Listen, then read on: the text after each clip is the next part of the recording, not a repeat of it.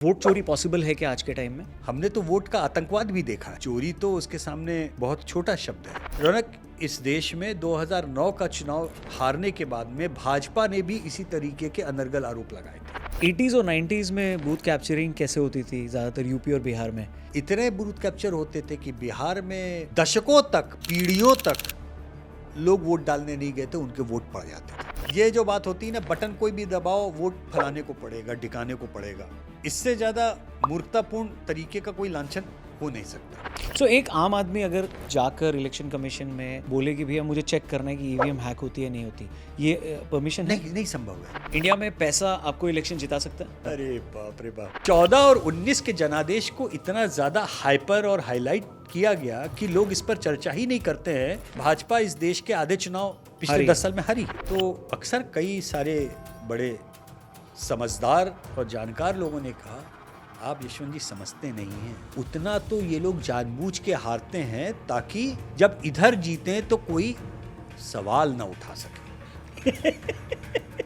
Election ID का आधार के साथ में जोड़ना ये एकमात्र उपाय है और सही उपाय है। लेकिन जब जब उसको करने की बात आती है तो ये सारी पार्टियां यही जो इस समय मांग कर रही हैं ट्रांसपेरेंसी की, वो उसके विरोध में खड़ी होती हैं। केजरीवाल जी गलत नहीं थे, सब मिले हुए हैं जी। आज के टाइम पे नेता पोलस्टर्स पे भरोसा करते हैं नहीं करते हैं? आई थिंक आज की तारीख में वो सोशल मीडिया मैनेजर्स पे ज्यादा भरोसा करते हैं। रौनक, आप चोर हैं। ये क्या बात होगी मेरे पॉडकास्ट पे आके? नमस्ते दोस्तों, आप देख रहे हैं द रौनक पॉडकास्ट। टीआरपी का ये एपिसोड किलर होने वाला है, सुपर इंटरेस्टिंग होगा क्योंकि इसमें हम ये जानने की कोशिश करेंगे कि क्या सचमुच वोट चोरी पॉसिबल है, क्या ईवीएम हैक हो सकती है और ऑपोजिशन की प्रोटेस्ट की रियलिटी क्या है। इन सभी सवालों के जवाब जानेंगे उनसे जिनका काम है इंडियन वोटर की नब्ज समझना, उनके जज्बात को नंबर्स में बदलना और डेटा के माध्यम से देश की पॉलिटिक्स की असली तस्वीर सामने लाना। एक जर्नलिस्ट, सेफोलॉजिस्ट और सी वोटर के फाउंडर हैं जिन्होंने पिछले 3 दशकों से हर इलेक्शन को माइक्रोस्कोप के नीचे रख के एनालाइज किया है। ओपिनियन पोल्स, एग्जिट पोल्स और ग्राउंड रियलिटीज के बीच की कहानी इनसे बेहतर शायद ही कोई समझे या हमें समझा पाए। सो प्लीज वेलकम दादा यशवंत देशमुख। नमस्ते, आपका स्वागत है। थैंक यू दादा। पिछला पॉडकास्ट बहुत ही ज़बरदस्त गया, 20 लाख से ज़्यादा लोगों ने उसे देखा और बहुतों ने अपनों से उसे शेयर भी किया। उस बार भी आपसे सीखा था, इस बार भी बहुत सारा कुछ सीखेंगे। वेलकम। ये भी बहुत जरूरी है सीखना। तो मैं यहाँ आता हूँ, मैं आपसे बहुत सीखता हूँ। ऐसी बात नहीं है कि 1 वे प्रोसेस है, ये 2 वे प्रोसेस है। तो एक बार फिर से चुनाव आयोग ट्रेंड कर रहा है, चर्चा में है, हिचकियाँ बहुत आ रही हैं ज्ञानेश कुमार जी को जी। तो हम आज बात करेंगे तो शायद और आए हैं उनको। तो अभी जो वोट चोरी का ये जो पूरा चल रहा है उसको ज़रा समझते हैं। पहला क्वेश्चन ये है मेरा, वोट चोरी पॉसिबल है क्या आज के टाइम में? ये इंटरेस्टिंग सवाल है। वोट चोरी, वोट डकैती, अच्छा अलग है दोनों? दोनों अलग हैं। अच्छा हाँ, वोट चोरी अलग है, वोट डकैती अलग है। तो और चोरी में भी एक टर्म होता है साइंटिफिक रिगिंग, जिसे हम लोगों ने 30 साल तक पश्चिम बंगाल के केस में सुना था।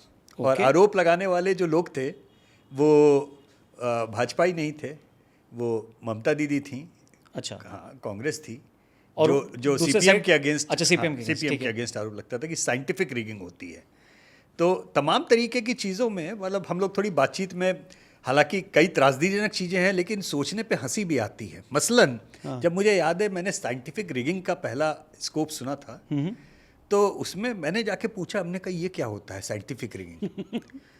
तो हमको ये बताया गया कि पश्चिम बंगाल में खासतौर पे ऐसे बूथ जहाँ पे दीदी के वोटर ज़्यादा हुआ करते थे और सीपीएम के कम होते थे, वहाँ पे सीपीएम के प्रबुद्ध वोटर सुबेरे लाइन में लग जाते थे और चुनाव की आचार संहिता में या चुनाव की किताब में या भारतीय जो आपका संविधान है उसमें ये अपेक्षा की गई है मतदाताओं से कि वो सोच समझ के जागरूकता के साथ में वोट दें। तो वो सीपीएम के जो वरिष्ठ लोग होते थे, वो जब सवेरे बूथ में जाके लगते थे तो बूथ के अंदर जा कर के वो सोचते थे कि मैं किसको वोट दूं। अच्छा, 1 मिनट, 2 मिनट, 5 मिनट, 10 मिनट, आधा घंटा वो सोचते थे कि मैं वोट दूं तो किसको दूं। ठीक है। तो इसलिए वो सोचने और विचारने की प्रक्रिया में 10 घंटे में 20 वोट पड़ते थे। अच्छा तो बाकी लोग जो बाहर लाइन में लगते थे वो अंत में थक हार के अपने घर चले जाते थे। तो इतना चिंतनशील वोट जब पड़ता था तो उसमें जो है तत्कालीन विपक्ष में कहा गया कि ये साइंटिफिक रिगिंग होती है। अच्छा, तो ये भी एक इसको साइंटिफिक रिगिंग का डेफिनेशन दिया गया। चिंतन प्रक्रिया थी, बड़ी गंभीर सोच के साथ में लोगों ने वोट डालने की परंपरा पश्चिम बंगाल में डाली थी। दादा, इसका कोई रूल है क्या कि आप अंदर इतने टाइम ही रुक सकते हो? ऐसा कोई रूल नहीं। तो अगर मेरा मन है, मैं सोच रहा हूँ, आप विचार कर सकते हैं, अक्कड़ बक्कड़ बम्बे वो कर सकता हूँ। हाँ, आप जितना चाहें आप विचार कर सकते हैं। अभी तक तो मेरी जानकारी में ईवीएम के आने के बाद में भी अभी मेरी जानकारी में, मैं हो सकता है गलत हूँ, मतलब ये मुझे खोजना पड़ेगा, लेकिन मुझे लगता नहीं कि ऐसा कोई नियम है जो आपको बूथ के अंदर कितनी देर आप विचार करें इसके ऊपर कोई वो करे। हालांकि आजकल बाहर से टू करके आवाज़ आती है तो अंदर वो कहते हैं भाई अपना वोट दीजिए, अब दबाइए, क्योंकि आपके पीछे दूसरा आदमी खड़ा है और लोग ज़्यादा जागरूक हैं, ज़्यादा हल्ला भी मचा देंगे, ये भी बात सही है। लेकिन पश्चिम बंगाल में तो जब ईवीएम आ गया उसके बाद में ईवीएम में वोट दबाने के साथ में ममता दीदी ने ही बहुत सारे लोगों की परेड कराई, ऐसी जिनकी उंगलियां गायब थीं, जिनकी कोहनी के नीचे से हाथ गायब थे उनके समर्थकों के, क्योंकि उनका ये मानना था कि जो आतंकी किस्म के सीपीएम के कैडर जाते थे वो सवेरे पहले वोट देने जाते थे और वो उनकी ममता दीदी के सिंबल के बटन के ऊपर इत्र लगा के आ जाते थे। अच्छा। और बाहर वो जब वोट डाल के उनका समर्थक निकलता था तो वो उसकी उंगली सूंघते थे, अगर उसमें इत्र की महक आ रही है मतलब इसने तृणमूल को वोट दिया, और तृणमूल को अगर वोट दिया है तो उसकी सज़ा या तो उंगली गंवाने से होती थी या कोहनी से नीचे हाथ गंवाने से होती थी। ये ममता दीदी ने परेड कराई यहाँ पर, ममता बनर्जी ने, और वो इतिहास भी, काला इतिहास हमने पश्चिम बंगाल का देखा है जब लोगों ने अपने बाजू गंवाए हैं, बाप रे, सीपीएम के खिलाफ वोट देने से। तो ये बहुत पुरानी बात नहीं है, ये हम बात पिछले मतलब लिटरली पिछले 20-25 सालों के अंदर की, 30 सालों के अंदर की राजनीति की हम बात कर रहे हैं। तो आप जब मुझसे सवाल करते हैं कि वोट चोरी हो सकती है क्या, वोट डकैती हो सकती है क्या, हमने तो वोट का आतंकवाद भी देखा है। चोरी तो उसके सामने बहुत छोटा शब्द है। तो हर एक का एक जिसे आप कहते हैं कंटेक्स्ट होता है, ठीक है, कि चुनाव खराब हों, चुनाव गलत हों, चुनाव गलत तरीके से लड़े जाएं, गलत तरीके से जीते जाएं, तो इसमें क्या क्या हो सकता है, बहुत कुछ हो सकता है। लेकिन तू डाल में पात पात के अंदाज में क्या क्या चीज़ें सुधारी जा सकती हैं, उसमें जितना ज़्यादा बदलाव पिछले 30 सालों में हमने देखा, खासतौर पे टीएन शेषन के आने के बाद में। पहला तो ये, ठीक है, टीएन शेषन के समय में हमारे यहाँ पे इलेक्ट्रॉनिक वोटिंग मशीन नहीं थी, लेकिन पहला सबसे बड़ा बदलाव वही लेके आए थे, जिसमें चुनाव आयोग के पास में अधिकार हैं, होते हैं, एक स्वायत्त संस्था होती है। पहली बार चुनाव आयोग को पता लगा पहली बार उन्हें एकदम से अपनी शक्ति का एहसास हुआ, हनुमान जी की तरह, अरे मैं तो उड़ भी सकता हूँ, किसी ने मुझे बताया ही नहीं था, मेरे पास इतनी ताकत होती है। तो ये हुआ। और ईवीएम के आने के बाद, एपिक के आने के बाद में हर एक स्टेप, चाहे वो किसी के समय में आया हो, वो संस्थान और चुनावों को बेहतर से बेहतर और बेहतर करने की ओर मददगार साबित हुआ है। ठीक है, ये मुख्य बात ये है, ये नहीं है कि चोरी हो सकती है कि नहीं, आज की तारीख में सब कुछ हो सकता है, लेकिन उसको रोकने का उपाय हम और क्या बेहतर से बेहतर कर रहे हैं। इसलिए मैं आपको 30 साल पहले भी ले गया था, ठीक है, कि आज हम वहां पे तो नहीं खड़े हैं ना, तो आगे हम क्या करने वाले हैं हम उस पर भी बात करेंगे, और इस समय क्या हो रहा है हम उस पर भी बात करेंगे। ठीक है, शिक्षक दिवस न होते हुए भी सर को सबसे ज़्यादा लोगों ने सर्च किया, SIR। हाँ, SIR को किया। तो SIR क्या है, प्लीज़ समझाइए ना थोड़ा। तो ये विशेष पुनरीक्षण जिसे कहते हैं, SIR की प्रोसेस ये समय समय पर इलेक्शन कमीशन कराता रहता है, ठीक है। जिस दिन बिहार का SIR वाली बातचीत हुई थी, फॉर द रिकॉर्ड मैंने पहली चीज़, मेरे ट्विटर लाइन पे आप जाके देखें, मैंने उसका एक चीज़ के लिए विरोध किया कि प्रोसेस भले ही अच्छी हो, लेकिन चुनाव के इतने करीब कराना उचित नहीं है। टाइमिंग सही नहीं, टाइमिंग सही नहीं है, ठीक है। इसको कम से कम 1 साल पहले चुनाव के हो जाना चाहिए। 1 साल नहीं सही तो मिनिमम 6 महीने पहले तो होना ही चाहिए। But how do you decide कि इसी चुनाव के पहले होगा? ये तो चुनाव आयोग की अपनी समझ, अपनी अपना निर्णय हो सकता है करने के लिए। क्योंकि आरोप और ये है कि आपने महाराष्ट्र और हरियाणा से पहले नहीं किया, और क्यों नहीं किया, करना ज़रूरी उन्होंने समझा कि नहीं समझा, ये उनकी स्थिति है। ठीक है। हमें इतना पता है कि इस देश में एक शब्द आपने सुना होगा, संवेदनशील बूथ।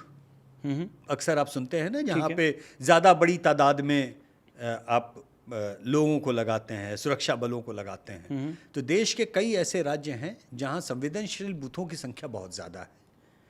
बिहार उसमें से एक है, बंगाल उसमें से एक है। नक्सली कॉरिडोर के जितने रेड कॉरिडोर वाले वो थे, वो सारे बूथ उसमें आते थे।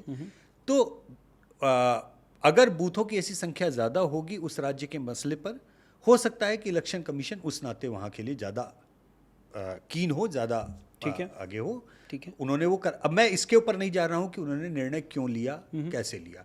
निर्णय सही है, टाइमिंग गलत है। मेरा केवल इतना कहना है। और मैंने पहले दिन से इस बात को मेंटेन किया। क्योंकि राहुल जी का ये कहना है कि वोट चोरी एक इंस्टीट्यूशनलाइज्ड वे है। I mean SIR is an institutionalized way to vote चोरी। तो ये आप इसको कनेक्शन देखते हैं दोनों का? देखिए, नारा गढ़ना आसान है, अच्छा है, राजनीतिक उसके हिसाब से, जुमलेबाजी के हिसाब से तमाम चीज़ें अच्छी लगती हैं। 15 लाख रुपए के आने को भी जुमला माना गया, चौकीदार चोर भी ये जुमला था, वोट चोरी भी जुमला है। जुमले की बात अलग है। कई बार कई सारी चीज़ें गंभीर मुद्दों को हल्का कर देती हैं, मेरा मानना ये है। चुनाव सुधार गंभीर मुद्दा है, प्रक्रिया में सुधार गंभीर मुद्दा है। चुनाव आयोग को चोर कहना, ये उसको सतही और उथला बना देता है। ये उस तरीके की बात हुई जिसमें आप एकदम से आप खड़े होकर के कहते हैं कि चूंकि हम जीते नहीं इसलिए चुनाव में गड़बड़ी निस्संदेह हुई है। आप जब जीतते हैं तब आपको उसमें गड़बड़ी नहीं दिखाई देती। और ये केवल राहुल गांधी जी पे लागू नहीं होता है। रौनक, इस देश में 2009 का चुनाव हारने के बाद में भाजपा ने भी इसी तरीके के अनर्गल आरोप लगाए थे। ओके। अडवाणी जी ने EVM के खिलाफ मुद्दा बनाया था। GVL नरसिम्हा राव जी ने बाकायदा किताब लिखी थी, बाकायदा। उस समय पर भी आप अगर उठाएं मेरे कार्यक्रम की रिकॉर्डिंग या मेरे लिखे हुए को, तब भी मैंने उस पर प्रश्न चिन्ह लगाया था कि ये आरोप, इस तरीके की बातें करना, ये अनर्गल है। तो क्या बोला था उन लोगों ने? उन लोगों ने बोला था बेसिकली EVM में हेराफेरी हुई है। अडवाणी जी ने भी बोला? हाँ हाँ, अच्छा, ठीक है। हाँ, कि ये मामला गड़बड़ है, कोई सूरत हाल नहीं है कि ये मनमोहन सिंह जी दोबारा 200 सीट से ज़्यादा अकेले जीत के आए। और जबकि मज़े की बात यह है कि 2004 देश का पहला लोकसभा चुनाव था जो EVM पे हुआ था, बीजेपी हारी। 2009 दूसरा चुनाव हुआ, बीजेपी हारी। देश के पहले 2 जनरल इलेक्शन जो EVM पे हुए वो दोनों बीजेपी हारी। बाद में ट्रिक सीख गई, इनके हिसाब से। लेकिन 2014 में ऐसे कैसे ट्रिक हुआ कि अपोजिशन में रह करके ट्रिक सीख गई। ठीक है। मैं केवल ये बताना चाहता हूं कि हारा हुआ दोषारोपण EVM पे करता है, ये केवल विपक्ष, आज के विपक्ष की निशानी नहीं है, ये भाजपा की भी निशानी रही है। लेकिन EVM के ऊपर प्रश्न चिन्ह तो आज राहुल जी लगाएं, महाराष्ट्र हार गए, हरियाणा हार गए, जो उन्हें जीतने की उम्मीद थी, मैं मानता हूं लेजिट है। लेजिट मतलब भाई मुझे उम्मीद है कि मैंने महाराष्ट्र में इतनी बड़ी तादाद में लोकसभा सीटें जीती और मैं विधानसभा कैसे हार गया। सही बात है। ठीक है, प्रश्न चिन्ह है, लगाना है, लोकतांत्रिक अधिकार है। केजरीवाल जी 70 में 67 जीत के भी पेचकस लेके लगे हुए थे उनके सहयोगी कि EVM ठीक नहीं है। 70 में 65 लेके भी पेचकस। पंजाब का ऐतिहासिक रिकॉर्ड तोड़ वहां की जीत, जनादेश प्राप्त करके भी EVM में गड़बड़ है। इतनी भयंकर जीत हासिल करके कोई आदमी कोई व्यक्ति अपने ही जीत के ऊपर इस तरीके की संदेहास्पद बातें क्यों करेगा? तो क्या इंटेंट क्या था इसके पीछे? क्या मैं नहीं समझ पाता हूं। कभी कभी मुझे लगता है कि हैरत भी होती है कि ये रीज़न क्या है। जिस चीज़ पे आप जीत रहे हैं, जीतने के बाद में आप उसके ऊपर प्रश्न चिन्ह लगाएं, ये अजीब सा लगता है कि मतलब आप डिस्क्रेडिट क्यों करोगे उस सिस्टम को, उस प्रोसेस को, जिस प्रोसेस से आप इतना बड़ा मैसिव जनादेश आप लेके आए। जिस तरह का जनादेश 70 में 67 की स्ट्राइक रेट तो राजीव गांधी जी की सन 84 में भी नहीं थी। 500 इसमें 400 कुछ सीटें वो लेके आए थे जी। वो स्ट्राइक रेट जो इनकी पंजाब में थी, उस स्ट्राइक रेट्स की अगर बात करें तो शायद एकमात्र जनादेश जो मेरे दिमाग में आता है उस तरीके का जनादेश विधानसभा चुनाव में जन 87 में जो घोषित तौर पर रिग्ड इलेक्शन था जम्मू कश्मीर का, जिसमें फारूक अब्दुल्ला जी और राजीव गांधी जी का टाइप था।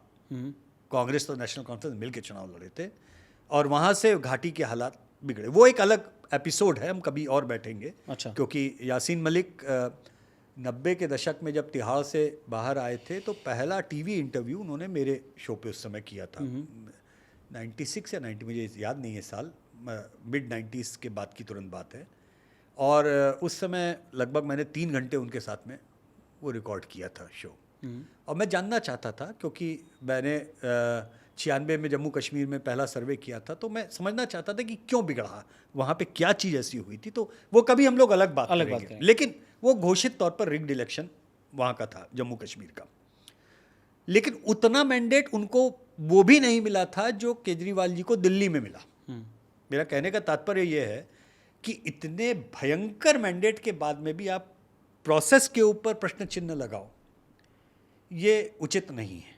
नहीं तो उसमें एक लॉजिक ये हो सकता है ना कि आपको दिल्ली जीतने दिया गया, हाँ, ताकि आप बाहर बड़े राज्यों में जीते हैं।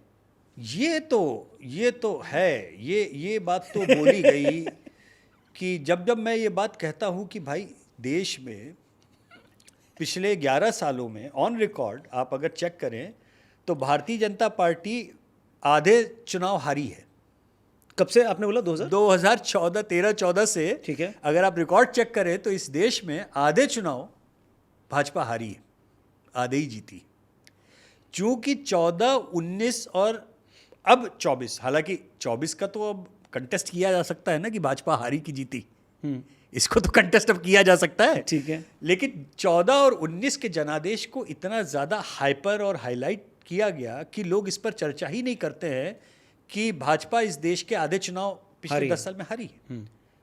तो हारने वाले मसले को जब मैं बोलता हूँ कि भाई आप यहाँ जीते, आप वहाँ जीते, तो अक्सर कई सारे बड़े समझदार और जानकार लोगों ने कहा आप यशवंत जी समझते नहीं हैं, उतना तो ये लोग जानबूझ के हारते हैं ताकि जब इधर जीतें तो कोई सवाल ना उठा सके।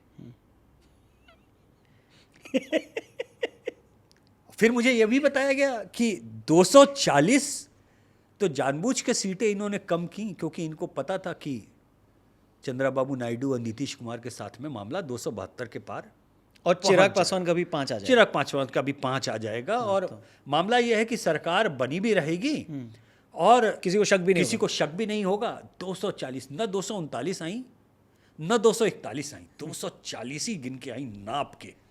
और उनको भी सेंचुरी नहीं मारनी थी, 99 पे उनको 99 पे रोका। एक सीट अगर हो होती तो 3 डिजिट पे वो लोग पहुंचते तो कितना बड़ा भूकंप आता। भाई मेरे, अगर कोई इतना ही माइक्रो मैनेज कर ले रहा है कि 239 नहीं 240 ही लाएंगे, इतना ही मैनेज कर रहा है कि हम ये देश की आधे विधानसभा चुनाव इस समय पे हारेंगे और इन लोगों को जिताएंगे, हम ममता दीदी को बंगाल जिताएंगे, हम स्टालिन साहब को जिताएंगे, और हम तो कांग्रेस को कर्नाटक और तेलंगाना भी जिताएंगे, हम बीच में एक आध बार मध्य प्रदेश, राजस्थान, छत्तीसगढ़ भी जिताएंगे। ऐसा ना हो कि कोई बोले काऊ बेल्ट में तो जीतने नहीं दे रहे हैं। और एक बार तो बिहार भी हम महागठबंधन को स्वीप कराएंगे। अगर कोई इतनी ही प्लानिंग करके इतने प्रिसीजन के साथ में काम करवा रहा है तो भाई मेरा मानना है फिर तो उनका हक बनता है कि वो सत्ता में रहे। क्योंकि कोई अगर इतनी मेहनत कर रहा है कि अयोध्या भी हारेंगे, इतनी कोई मेहनत कर रहा है अपने को हरवाने के लिए, तो यार उतना तो जीतना फिर उसका बनता है। मतलब अगर इतना ही अगर कोई ब्रिलियंट है, दैट्स वाई चाणक्य, अगर ऐसा है तो यार I mean give me a break. आप इस देश की जनता को क्या समझते हो? ये इस शहर में जहां हम रिकॉर्डिंग कर रहे हैं दिल्ली में 7-0 के 1 साल के अंदर बीजेपी को 3 सीट विधानसभा में मिलती है 70 में, फिर 7-0, फिर 5 सीट मिलती। जनता ऐसे पेंडुलम की तरह जी जा रही है। जिस जनता के पास में इतना विचार है कि असेंबली में किसको वोट देना है, लोकसभा में किसको देना है, एक ही समय में आपने देख लिया उड़ीसा में जिन 2 चुनावों में जब नवीन बाबू विधानसभा जीते, लगभग आधी आधी सीटों पर उस समय लोकसभा में बीजेपी को उन्होंने जिता दिया था। तो आप जनता की समझ, उनके विचार, उनके जनादेश को इतना हल्के में क्यों लेते हो? ये नहीं करना चाहिए। ये ऐसा उचित नहीं है, संभव नहीं है, इतनी फाइन ट्यूनिंग पॉसिबल नहीं है उस तरीके की। जी। तो ये ठीक भी नहीं है। सो आपने कहा कि 2009 में चुनाव हारने के बाद बीजेपी ने भी कहा था कि ईवीएम में गड़बड़ी है। हाँ जी। उसके बाद 14 के बाद से लेकर आपने कहा कि 24 तक बीच में जितने भी चुनाव हुए उसमें आधे से ज़्यादा, आधे में बीजेपी आ रही है। हाँ, आधे बीजेपी हारी है। तो कभी बीजेपी ने बोला है कि वोट चोरी हुई है या ईवीएम हैक था? उसके बाद कभी बोला है? मुझे ये तो ध्यान नहीं पड़ता कि ईवीएम हैक के ऊपर कोई उसके बाद में बीजेपी की ओर से कोई आरोप आया हो। ऐसा नहीं है। ऐसा मुझे याद नहीं पड़ता। हालांकि बाकी तमाम आरोप ये कि वोटर लिस्ट में धांधली हुई है, ये आरोप तो आप एक बात बताएं, आपको वोटर लिस्ट की धांधली हुई है, वोट काट दिए गए, वोट डालने नहीं दिया गया। कोई देश का ऐसा चुनाव नहीं है जहां पे हारने वाले ने रिगार्डलेस ऑफ किस पार्टी का हो उसने ये आरोप न लगाए।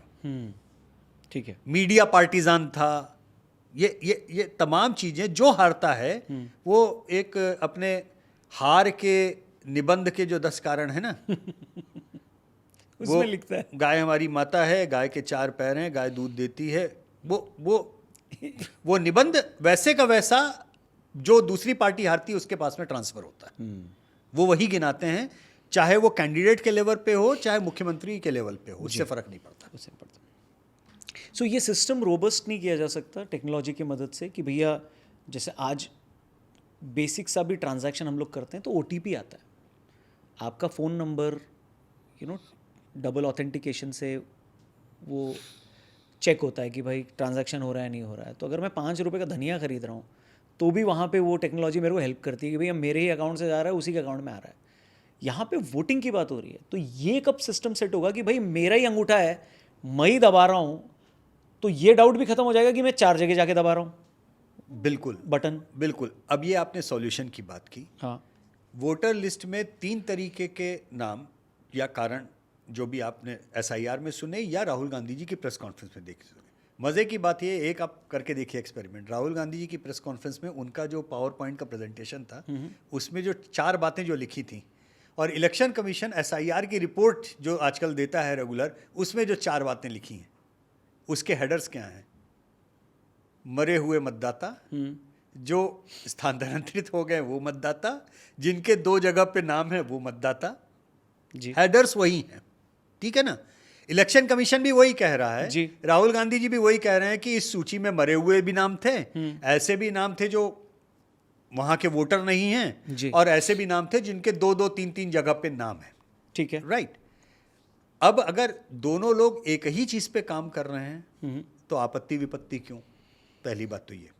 दूसरी बात, इसको ठीक करने का एकमात्र उपाय मेरे हिसाब से बायोमेट्रिक से उसका जोड़ना, यानी इलेक्शन आईडी का आधार के साथ में जोड़ना, ये एकमात्र उपाय है और सही उपाय है। लेकिन जब जब उसको करने की बात आती है तो ये सारी पार्टियां यही जो इस समय मांग कर रही हैं ट्रांसपेरेंसी की, वो उसके विरोध में खड़ी होती हैं। क्यों? क्योंकि डेटा प्रोटेक्शन इश्यूज, लोगों की प्राइवेसी का हनन, तमाम प्राइवेसी आपकी सारी की सारी वोट देने में ही आप एक सिम कार्ड खरीदने, आपने बोला आप धनिया खरीदने जाते हो, आप ठीक है, करते हो ना। हाँ।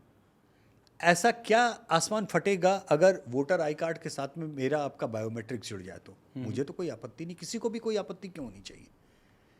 क्योंकि जैसे ही आप बायोमेट्रिक जोड़ते हैं ये सारी चीज़ें ऑटोमेटिकली सॉल्व होती हैं। हमारा आपका एक जगह से ज़्यादा जगहों पे नाम नहीं दर्ज हो सकता, खत्म हो जाएगा। दूसरी चीज़, हम स्थानांतरित हो गए तो हमारा वोट ऑटोमेटिकली ट्रांसफर होगा, हम जहां पर भी जाएंगे। जी। ठीक है। तीसरी चीज, यशवंत देशमुख अगर निपट गए तो जन्म मृत्यु के रजिस्ट्रेशन से ऑटोमेटिकली उनके नाम के आगे का आधार कैंसिल होगा और ऑटोमेटिकली वोटर लिस्ट में से नाम भी कैंसिल होगा। जी। ना ये बांस होगी ना बांसुरी बजेगी कि भैया जिंदा आदमी मृत घोषित हो गया और मरे हुए का वोट 4 आदमी 4 बार डाल के आ रहे हैं। दोनों चीजें नहीं रहेंगी। तो ये सॉल्यूशन है, होना चाहिए, 100% लागू होना चाहिए। लेकिन अब सवाल यहां पे उन लोगों से पूछना पड़ेगा कि भाई इतना विरोध आप क्यों कर रहे हैं इस चीज का? ये सॉल्यूशन जब लाने की बात होती तो आपको विरोध क्यों करना चाहिए? आप इंप्लीमेंट कराइए ना इस सॉल्यूशन को, क्या दिक्कत है? आप सवाल पूछिए, फिर आपको लगेगा 10 तरीके की उसमें घुमावदार बयान और चीज़ें, डेटा प्राइवेसी से लेके सारी चीज़ें बताई जाएंगी कि ये इसलिए लागू नहीं हो सकता। तो आप यहाँ पर केवल समस्याएं गिनवाने के लिए हैं या आप समाधान पे काम करने के लिए भी हैं? आप हर चीज़ में केवल ये बोलें आग लगी है, आग लगी है, आग लगी, अरे आग तो लगी है, सबको दिख रही। ये वोटर लिस्ट में ऐसी कौन सी चीज़, ऐसी दिक्कत है जो हमें, आपको या किसी भी राज्य के लोगों को किसी भी इलेक्शन के समय नहीं पता है कि वोटर लिस्ट इन्फ्लेटेड है? इसमें बहुत सारे ऐसे नाम हैं जिनके कट जाने चाहिए, नहीं कटे हैं। बहुत सारे ऐसे लोग हैं जो मर चुके हैं, उनके नाम हैं चढ़े हुए। तो ये क्लीन अप होना चाहिए, अच्छे से होना चाहिए। ये अजीबोगरीब वोटर लिस्ट है, ये किसको किस राज्य में कब नहीं पता। ये कोई आज की कहानी है? आप सॉल्यूशन क्या दे रहे हो? सॉल्यूशन में आप बताओ ना क्या करने वाले हो? सॉल्यूशन इलेक्टोरल रिफॉर्म, इस चीज के ऊपर आप बात करो ना, और गंभीरता से बात करो। वहां पर आप इस बात में आपत्ति क्यों लगाते हो कि बायोमेट्रिक आइडेंटिफिकेशन नहीं होना चाहिए? रिफॉर्म में ये प्रपोज्ड है? बिल्कुल है, बहुत सारे लोगों ने प्रपोज किया है, रिफॉर्म से प्रपोज है, इलेक्शन कमीशन ने प्रपोज किया हुआ है। तो क्या सारी पार्टियां इसके अगेंस्ट हैं? अलग अलग समय पे अलग अलग तरीके से। ये बहुत अजीब सी बात है। अगेन, मैं इसमें कोई, मैं अकेले राहुल गांधी जी को या अकेले किसी और पार्टी को मैं दोष नहीं देना चाहूँगा। सवाल ये है कि भाजपा क्यों नहीं कहती इस बात को कि वोटर आईडी के साथ में आधार को लिंक किया जाए? इसके लिए क्यों नहीं बिल लेके आती, या क्यों नहीं इसके लिए प्रस्तावित करती है कि इलेक्शन कमीशन ने अगर इस तरह इतने चुनाव सुधारों में एक बात बोली, हम इसके लिए बिल लाते हैं। बट दादा, आधार के लिए भी कहा जाता है ना कि आधार एक राइट तरीका नहीं होगा लिंक करने का, क्योंकि आधार तो ऐसे लोगों के भी बने हैं जिनका एड्रेस नहीं है या जो निवासी नहीं है, बट आइडेंटिटी के रूप में उन्होंने यूज़ किया हुआ है उसको। देखिए, आप आधार की स्क्रूटनाइज करें अलग से, वो प्रोसेस अलग है। ठीक है, तो वो करो और फिर इसका बायोमेट्रिक करो। आप करो ना। हाँ, आपको उससे कौन रोक रहा है? अगेन, ये तो बात होगी नहीं, सोर्स कोड हम चेक कर रहे हैं। आप आज की तारीख में मानिए, सपोज कीजिए, बीजेपी वाले बहुत सारे ये मुद्दा बताते हैं, बांग्लादेशी अवैध बहुत सारे लोगों ने, ये मुद्दा बनता है ना। आप पहले बायोमेट्रिक लिंक कर दो, ठीक है? आपको बांग्लादेशी पकड़ में आते हैं, बांग्लादेशियों का आधार कैंसिल करो। जब आधार कैंसिल करोगे, वोट अपने आप कैंसिल होगा। आप साथ में भी कर सकते हैं। आपको क्या आपत्ति है? ठीक है, आप साथ में भी कर सकते हो। लेकिन क्या भाजपा उस तरीके का बिल लेके आ रही है? मेरी जानकारी में अभी तक तो दिमाग में आया नहीं कि भाजपा ने कभी बात बोली हो कि हम संसद में बिल लेके आते हैं कि आधार के साथ में वोटर आईडी को जोड़ा जाए, बायोमेट्रिक के साथ में किया जाए। अभी तक मेरी जानकारी में नहीं, हो सकता मैं गलत हूँ, अगर कोई ठीक है जानता हो तो उसको बताए। तो ये इतना जो इसको लंबा प्रोसेस बनाया गया है चुनाव को, ये तो फिर कम समय भी लेगा, कम रिसोर्सेज भी लेगा, जल्दी होगा और फेयर भी होगा एक तरीके से अगर देखा जाए। बिल्कुल। तो इसको कॉम्प्लिकेट इसलिए किया है क्योंकि तंत्र चलता रहे, या क्या है इसमें इंटेंट, क्या है? कई बार मुझे लगता है कि इसमें इलेक्शन कमीशन की भी थोड़ी कमी है। इलेक्शन कमीशन की कमी मुझे ये लगती है कि उनका पब्लिक आउटरीच प्रोग्राम प्रोसेसेस को लेके बहुत अच्छा नहीं है। जैसे मसलन अभी ज्ञानेश कुमार जी की प्रेस कॉन्फ्रेंस हुई। हाँ जी। बहुत दिनों बाद मैंने किसी इलेक्शन, अब उनका एक राजनीतिक विवाद अलग छोड़ दीजिए, ठीक है, मैं उस कॉन्फ्रेंस में से आप जिस पर योगेंद्र जी को आपत्ति हो, राहुल जी को आपत्ति हो, चोर हैं कि नहीं है, अब देखिए व्यक्ति वो एक अलग विषय है, उसको छोड़ दीजिए। लेकिन कम से कम उन्होंने सब प्रश्न जो लिए, जिस तरह से जवाब देने की कोशिश की। अब बहुत सारे प्रोसेसेस हैं इलेक्शन कमीशन के, मुझे ये नहीं समझ में आता कि इस पर जनता को क्यों नहीं साथ में लिया जा सकता। जैसे मसलन एक छोटी सी चीज़ बताता हूँ, कई बार हम लोगों ने ये देखा, ईवीएम की गाड़ी पकड़ाई, ईवीएम भर के ट्रक में जा रही थी, ठीक है, कई बार इस तरह के समाचार आपने भी देखे, हर बार बवाल करता है। बिल्कुल। हर बार चुनाव जांच के बाद में क्या समझ पकड़ में आता है कि भाई वो डमी मशीन्स थी जो ट्रेनिंग के लिए रखी जाती हैं और उनको हटाया जाता है। ठीक है, अब ये सिंपल सी बात, चुनाव आयोग जिस दिन डमी एक्सरसाइज करा रहा है उस दिन उसके लाइव टेलीकास्ट या लाइव वेबकास्ट करके क्यों नहीं बता, देखिए साहब ये उन डमी मशीन्स का रंग कुछ अलग, काला, तिरछा, नीला, पीला कुछ क्यों नहीं कर देता कि भाई ये देखो ये डमी मशीन्स हैं, ये इनका रंग ये होता है, या ये डमी मशीन सारी यहाँ रखी गई है, इस दिन चलाई। अपनी ओर से क्यों नहीं बता देता कि इस ट्रक में रख के ये यहाँ से यहाँ पहुँचाई जाएंगी, ये पहले से क्यों नहीं बताता। दूसरी तरफ ये जो बात होती है ना, बटन कोई भी दबाओ वोट फलाने को पड़ेगा, ढिकाने को पड़ेगा, ये इससे ज़्यादा मूर्खतापूर्ण तरीके का कोई लांछन हो नहीं सकता। क्योंकि आप एक बात समझो, बहुत बेसिक सी बात, आपने ईवीएम को हैक भी कर लिया, आपने बोला पेचकस खोल करके, हमने तो इस ईवीएम में कर दिया कि बटन दबाओ तो सारा वोट पहले या तीसरे या पांचवें नंबर के बटन को ही जाएगा। ठीक है, रौनक जी ने बड़ी ताकत लगा के कर दिया है। अब कर तो दिया रौनक बाबू, लेकिन ये आप कैसे तय करोगे कि पांचवें या तीसरे नंबर के बटन पे आपका ही नाम आएगा। ठीक है, कारण उसका ये है, आपका नाम कहां पर होगा ये आपके पार्टी पे नहीं तय होता, ये अल्फाबेटिकल ऑर्डर पे तय होता है। उस कॉन्स्टिट्यूंसी में कितने लोग चुनाव लड़ेंगे, कितने लोगों के नाम वापस आएगा, अंतिम नाम लेने के दिन तक आपको ये नहीं पता लग सकता कि फाइनल कैंडिडेट्स की लिस्ट क्या है, उन नामों का अल्फाबेटिकल ऑर्डर क्या है, और आपका नाम मशीन में किस जगह पे उपस्थित होगा।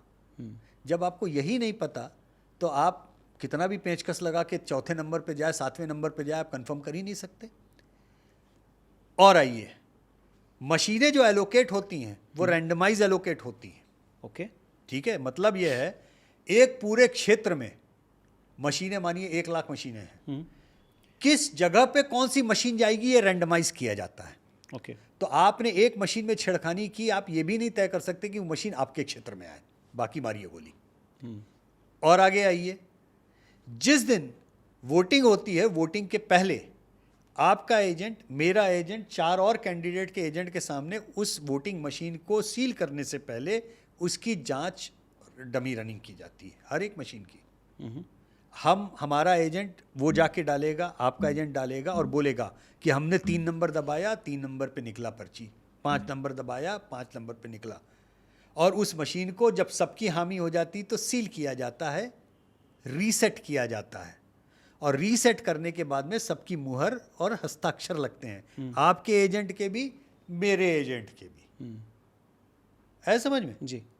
तो आप इस पूरी प्रोसेस में हर जगह पे जब आप भी इन्वॉल्व हैं और मैं भी इन्वॉल्व हूँ, अंतिम समय तक मशीन दबा करके आप भी देख रहे हैं, मैं भी देख रहा हूँ कि मैंने जो दबाया वहीं बटन गया, वहीं पर वोट गया। तो वोटिंग वाले दिन मैं ये कैसे कह सकता हूँ कि भाई साहब वोट तो मेरा दबा था, रौनक जी को वोट चला गया।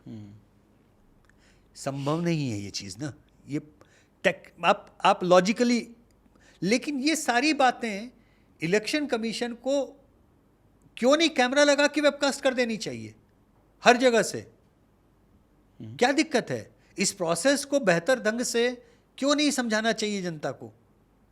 तो मुझे लगता है कि चुनाव आयोग जो है ये इसका आउटरीच प्रोग्राम के नाम पर केवल और केवल मतदाताओं को ज़्यादा जागरूक कि वोट डालो, केवल उस तक सीमित है। जी। मतदान आपका पुनीत कर्तव्य है, आप वोट जरूर डालिए, यहाँ तक का आपका इलेक्शन कमीशन का आउटरीच है। उसके आगे भी करना पड़ेगा, उसके आगे करना पड़ेगा। So I think Election Commission of India needs a good content management team, so please आप you can reach out to us, absolutely, we can help you in making सारे लोगों को बात करें, दिखाएं, जा जाके उनको बोलें कि भाई आप आइए देखिए हमारे यहाँ पे इस दिन हम यहाँ पर सारे लोगों के बीच में उपस्थित हैं, पत्रकार भी आए, करें ना, बिल्कुल, जनता को बुलाएं, जनता को दिखाएं ना, क्या दिक्कत है? कोई दिक्कत नहीं है इसमें। सो एक आम आदमी अगर जाकर इलेक्शन कमीशन में बोले कि भैया मुझे चेक करना है कि ईवीएम हैक होती है नहीं होती, ये परमिशन नहीं संभव है, क्योंकि कानूनन देखिए, अगेन उस जगह पे जो रजिस्टर्ड चुनाव पार्टियां हैं उनके द्वारा नामित एजेंट्स वही जाकर के चेक कर सकते हैं, ये कानून है। तो हमारे आपके जैसे सामान्य नागरिक जाकर चेक नहीं कर सकते। ठीक है, सेम वही एसआईआर में बात हुई कि जो 16 जुलाई को इलेक्शन कमीशन ने बूथवार सारे लोग पार्टियों के एजेंट्स को बिहार में ये लिस्ट दे दी थी, कितने लोगों के नाम कटे, कितने लोग मृत थे जिनके नाम काटे गए, कितने लोग स्थानांतरित थे उनके नाम काटे गए, कितने लोग 2 जगह से ज़्यादा या 2 से ज़्यादा जगहों पे नामांकित थे उनके नाम काटे गए। ठीक है। ये सारे एजेंट्स को, हर पार्टी के एजेंट को बूथ वाइज वहाँ पे लिस्ट मिली। आपत्ति यहाँ पे ये क्या थी, इलेक्शन कमीशन इसे सार्वजनिक करे ताकि हमारे और आपके जैसा सामान्य व्यक्ति भी देख सके। पर उसका यूज़ क्या है?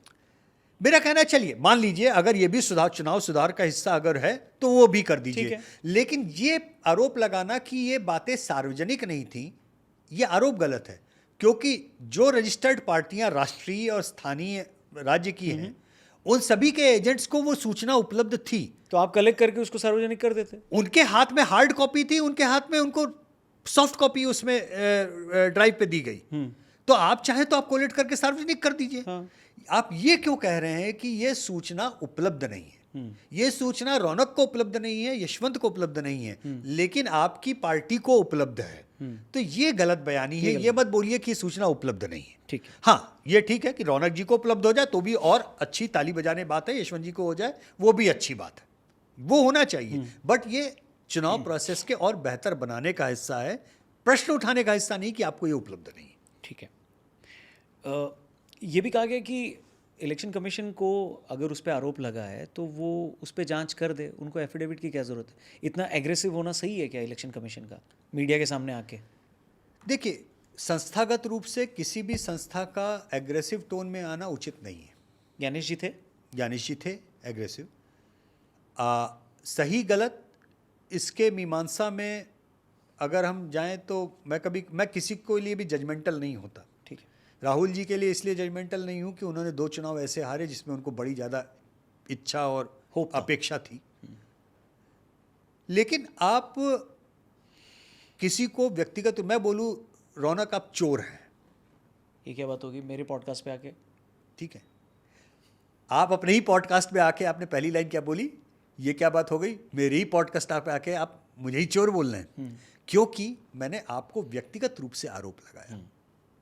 अब व्यक्तिगत रूप से आरोप लगाने के बाद में किसी संस्था में संस्था को हेड करने वाला व्यक्ति अगर उसको व्यक्तिगत रूप से अपने ऊपर हर्ट फील करे तो ये जायज़ है कि नाजायज़ है, इसको मैं जजमेंट नहीं दे सकता, क्योंकि उस जगह पे मैं या रौनक बैठेंगे तो हम किस तरीके से दिल पे लेंगे उस बात को, ये मैं नहीं कह सकता। सही बात है। ठीक है ना? Fair enough. तो अगर आपने चोर बोला है तो अगले का हर्ट होना भी जायज़ है, लाजमी। और मैं ये कह सकता हूं कि बेहतर होता कि वो संस्थागत रूप से लीगल तरीके से अपनी बात कहते, लीगल उसमें जाते और ज़्यादा ऑफेंसिव होकर के उस बात को नहीं करते, ज़्यादा बेहतर होता। लेकिन ये कहना और एक्चुअली में करना, रौनक आपको भी नहीं पता कि उस पद पे अगर आप होते तो कितना हर्ट होकर के आप कैसे रिएक्ट करते या मैं कैसे रिएक्ट करता, या राहुल जी को भी नहीं पता कि अगर वो उस पद पे बैठे होते और कोई उनको चोर बोलता तो उनको दुख होता या कैसा होता। तो मुझे लगता है कि ये जो लांछन चोर होने का जो आरोप लगाया, मुझे लगता है कि शायद वो उससे आहत होकर के उसे उन्होंने उस तरीके से एग्रेसिवली लिया। नहीं लेते तो ज़्यादा बेहतर होता। ठीक है। चोर भी नहीं कहा जाता तो और ज़्यादा बेहतर होता। पर बिना एफिडेविट दिए आप जांच नहीं करेंगे, ये चुनाव आयोग का स्टैंड सही है? देखिए, अब इसमें लीगल एस्पेक्ट पे चुनाव आयोग क्या ले रहा, कोई अगर मुझे कानून का जानकार इस बात के लिए बोले कि ये एस्पेक्ट सही नहीं है, इनको इस विषय पे इस तरह से लेना चाहिए, तो शायद मैं वो बात मान लूँ, क्योंकि चुनाव आयोग सुप्रीम कोर्ट में है। अभी तक सुप्रीम कोर्ट की हियरिंग में चुनाव आयोग की इस बात के ऊपर कोई सुप्रीम कोर्ट ने नेगेटिव तर्ज नहीं दिया है कि जो चुनाव आयोग ने बोला कि 45 दिन का समय था, किसी ने भी कोई लिखित में ऑब्जेक्ट नहीं किया बेसिकली। ठीक है ना? इस बात पे सुप्रीम कोर्ट ने कोई गलत बात नहीं बोली कि ये गलत है। तो लीगैलिटीज़ को लीगैलिटीज़ की तरह से ही हैंडल करना पड़ेगा। ठीक है। अब अगर तो ये कानूनन गलत है चुनाव आयोग, तो हम आप सब लोग बोलेंगे कि गलत है, सुप्रीम कोर्ट भी बोलेगा गलत है, तो हम सब जान जाएंगे। लेकिन अगर कानूनन वो सही है, अपनी जद में है, तो मुझे नहीं लगता कि कोर्ट उनको गलत बोलेगा।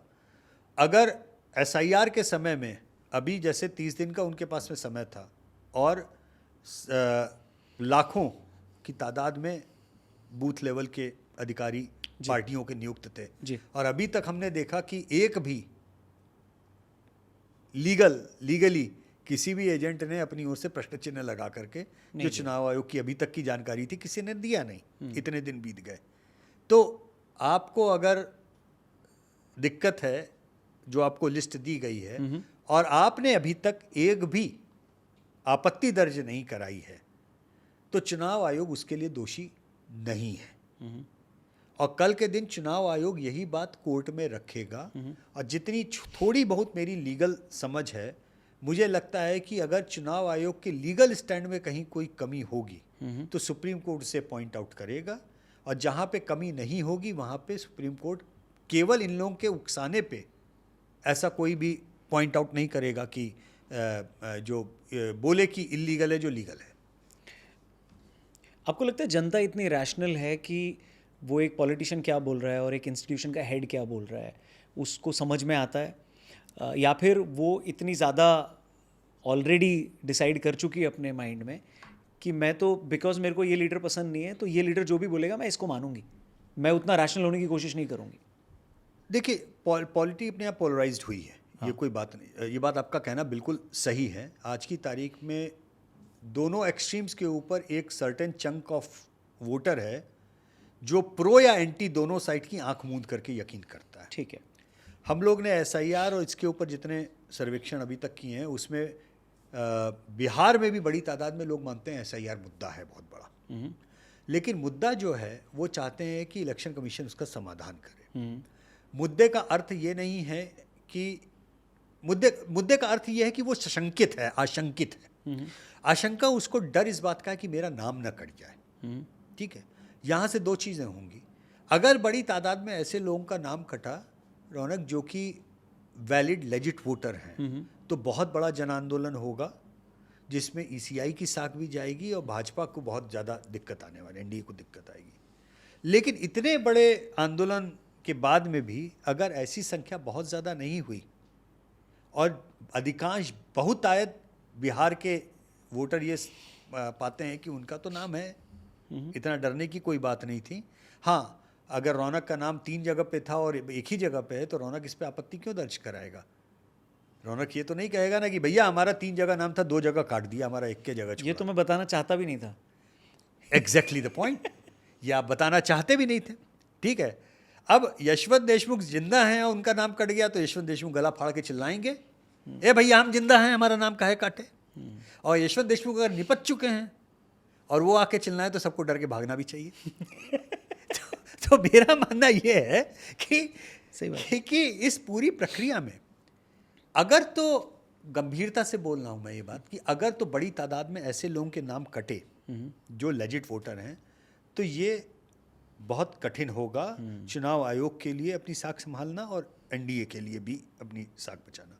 लेकिन अगर ये मुद्दा इतना बड़ा नहीं बना और अधिकांश लोगों को लगा हमारा नाम तो है तो भी आशंकाएं निर्मूल होंगी। आशंकाएं निर्मूल करने का काम चुनाव आयोग का है, वो अपनी जिम्मेदारी से नहीं भाग सकते। लेकिन कहीं ना कहीं विपक्ष को भी ये सोचना पड़ेगा कि इस आपाधापी में संस्थागत रूप से हम जिस आयोग को, जिस परंपरा को, जिस प्रोसेस को हम कटघरे में ला रहे हैं, प्रश्न चिन्ह लगा रहे हैं, वो हमारे लोकतंत्र की धुरी है और हम लोकतंत्र के और हमारी परंपराओं पे ही प्रश्न चिन्ह लगा रहे हैं। वो कितना जायज़ है, सही है, गलत है, क्योंकि आज आप हार रहे हैं, कल आप जीतेंगे भी उसी प्रोसेस से। जब आप जीतेंगे तो क्या आप मॉरली इस बात को कह पाएंगे कि नहीं नहीं ये प्रोसेस इस बार ठीक थी क्योंकि हम जीते हैं? सही बात है। तो ये थोड़ा सा गंभीरता से विपक्ष को भी सोचना पड़ेगा। आप इतने साल से इलेक्शन कवर कर रहे हैं, देख रहे हैं इतने सारे जनरेशन्स को, आपने बताया है इलेक्शन को सिंप्लीफाई करके। 80s और 90s में बूथ कैप्चरिंग कैसे होती थी ज़्यादातर यूपी और बिहार में, कुछ शेयर कर पाएँ अगर? अरे बाप रे बाप, वोट डकैती डकैती की कैटेगरी में। नलिनी सिंह जी हमारी बड़ी बहन है, बहुत बड़ी पत्रकार हैं, उन्होंने तो पूरा बिहार में बूथ कैप्चरिंग के ऊपर कार्यक्रम किया। आई मीन उनका, आई वोंट से कि her shot to fame was that, but yes वो उनकी पत्रकारिता का मील का पत्थर था। वो जो रिकॉर्डिंग बिहार से करके लाई, अब मुझे पता नहीं, आप अगर संपर्क करें तो शायद वो रिकॉर्डिंग्स आपको मिलें। ठीक है। लेकिन बूथ कैप्चर होते थे, इतने बूथ कैप्चर होते थे कि बिहार में, खासतौर पर बिहार की बात हो रही तो हम बिहार के बिहार ही करते हैं, ठीक है। एग्जाम्पल देते हैं। दशकों तक, पीढ़ियों तक लोग वोट डालने नहीं गए थे, उनके वोट पड़ जाते थे। क्या पीरियड होगा, कौन से समय की बात है? आप मान के चलिए सन 50 से लेके सन 90 तक। अच्छा। 95 के विधानसभा चुनाव में टी.एन. शेषन साहब ने जब सख्ती की और कहा कि फोर्सेस वो लगाएंगे और बूथ कैप्चरिंग नहीं होने देंगे, तो बड़ा आपको आश्चर्य होगा जान के कि लालू यादव जी ने पुरजोर विरोध किया था इस बात का, पुरजोर विरोध किया था। क्योंकि लालू यादव जी को लग रहा था कि अगर ये बूथ नहीं होंगे, हमारे लोग नहीं कर पाएंगे, तो पुराने लोग कैप्चर कर लेंगे। पुराने मतलब कौन? लालू यादव जी उस समय पुराने मतलब किसके खिलाफ चुनाव लड़ते थे? कांग्रेस के खिलाफ। ठीक है, ठीक है। तो इसलिए उन्होंने उसका विरोध किया। हुआ क्या, जब टी.एन. शेषन साहब ने जबरदस्त फोर्स लगा के चुनाव कराए बिहार में, तो जो बॉटम ऑफ द पिरामिड गरीब था, दलित था, शोषित था, उसने 50 साल में पहली बार उसको वोट डालने का अधिकार मिला, वोट डालने जा पाया। और उनका निर्विवाद नेता उस समय लालू प्रसाद यादव थे। तो दिया और लालू यादव दबा के जीते चुनाव। और जब चुनाव वो जीत गए तो शेषन साहब को उन्होंने धन्यवाद दिया कि आपके कारण पहली बार हमारा वोटर एक्चुअली में वोट डालने जा पाया। अब तक क्या कर रहा था? वोट ही नहीं डाल पा रहा था। आप सोचिए जरा। और ऐतिहासिक जीत थी लालू जी की, वो मील का पत्थर था। क्योंकि उसके बाद में आप ये मान के चलिए कि शेषन साहब की इज्जत और चुनाव आयोग की इज्जत जनता के बीच में निरंतर बढ़ी। और शेषन साहब जब इस पे आ गए कि अब तो हम चुनाव अच्छे से दबा के अपने कंट्रोल में ठीक से करा के मानेंगे, तो देश का जो शासक वर्ग था उसको ये लगा कि ये तो हमने बनाया और ये अपनी करनी पे आ गया, तो इसके तो पर्क उतरने पड़ेंगे। तो पर्क उतरने के लिए जिन शेषन साहब का नाम इस समय जोर जोर से लिया जा रहा है, उन शेषन साहब का पर्क उतरने के लिए चुनाव आयोग को 3 मेंबर की बॉडी बनाई गई और 2 कैंचियां उनके अगल बगल लगाई गई। किसने लगाई? कांग्रेस ने। ठीक है। शेषन साहब बिफरते हुए उन्होंने आरोप लगाया कि ये गलत किया जा रहा है, लेकिन तभी भी 3 मेंबर कमेटी का एक सिद्धांत बनाया गया। ठीक है ना। तो बूथ जो कैप्चर होते थे, जिस तरह चुनाव लड़े जाते थे, अभी लेटेस्ट आप इसका उदाहरण दे सकते हैं। पश्चिम बंगाल के जब पंचायत चुनाव हुए थे, उसकी क्लिपिंग्स आप यूट्यूब पे ढूंढिए, आपको एक नहीं अनेक मिलेंगी। जब बक्से लेकर के लोग भागते हुए दिखाई दिए, जब नहरों में नालों में मतपत्र मिले, और ममता बनर्जी की अपने उन वोटर्स के साथ की प्रेस कॉन्फ्रेंस भी आपको मिलेगी जिसमें उनके हाथ कटे हुए हैं। ठीक है ना। तो पश्चिम बंगाल की जिस तरीके की हिंसा थी, उस हिंसा के खिलाफ ममता बनर्जी जिस तरह से लड़ी थी जी, वो काबिले तारीफ था। दुर्भाग्य यह है कि वो हिंसा करने वाली परिपाटी नहीं बदली। सत्ता परिवर्तन हो गया, वो परिपाटी नहीं बदली। अब ये सारी चीज़ें डॉक्यूमेंटेड हैं, इतनी पुरानी भी नहीं है रौनक, एक जनरेशन पुरानी है मैं मानता हूँ कि इंस्टीट्यूशनल मेमोरी में ना हो। इतनी पुरानी भी नहीं है जी, कि आपके पॉडकास्ट को देखने वाले अपने माता पिता या अपने बाबा दादी या नाना नानी से एक बार ये भी ना जाके पूछें कि पहले के ज़माने में चुनाव हुआ कैसे करते थे। ज़्यादा दूर जाने की ज़रूरत नहीं है। आप पॉडकास्ट देखने के बाद में बगल वाले कमरे में अपने माता पिता से भी एक बार पूछिए, और अगर आप भाग्यशाली हैं कि आपके ग्रैंड पेरेंट्स आपके साथ में हैं, तो प्लीज़ एक बार जाकर के उनसे पूछिए कि ज़रा कुछ बताइए कि चुनाव पहले संपन्न कैसे हुआ करते थे। तो बूथ कैप्चरिंग में करते क्या थे वो लोग? बूथ कैप्चरिंग का बड़ा सीधा हिसाब होता था। पहले तो पेपर बैलेट होता था, हाँ, है ना। पेपर बैलेट में दबंग लोग जाते थे, बूथ में और धमका करके जितने अधिकारी थे उनको जान की धमकी के साथ में एक कोने बैठा लिया, तो एक कोने में खड़े हो जाते थे और पूरे बैलेट का गट्ठर उठा करके ठप ठप ठप ठप ठप ठप ठप ठप ठप करके पूरा का पूरा एक साथ भर देते थे। बूथ कैप्चर का मतलब है अब इस बूथ में कोई नहीं आएगा, हमारे ही लोग वोट देंगे। और कैप्चर करके और वो जितने भी 500-700-1000 वोट जो डालने होते थे डाल करके वो निकल जाते थे। तो सारा काम आसानी से आधे पौने घंटे में संपन्न हो जाता था इत्मीनान से।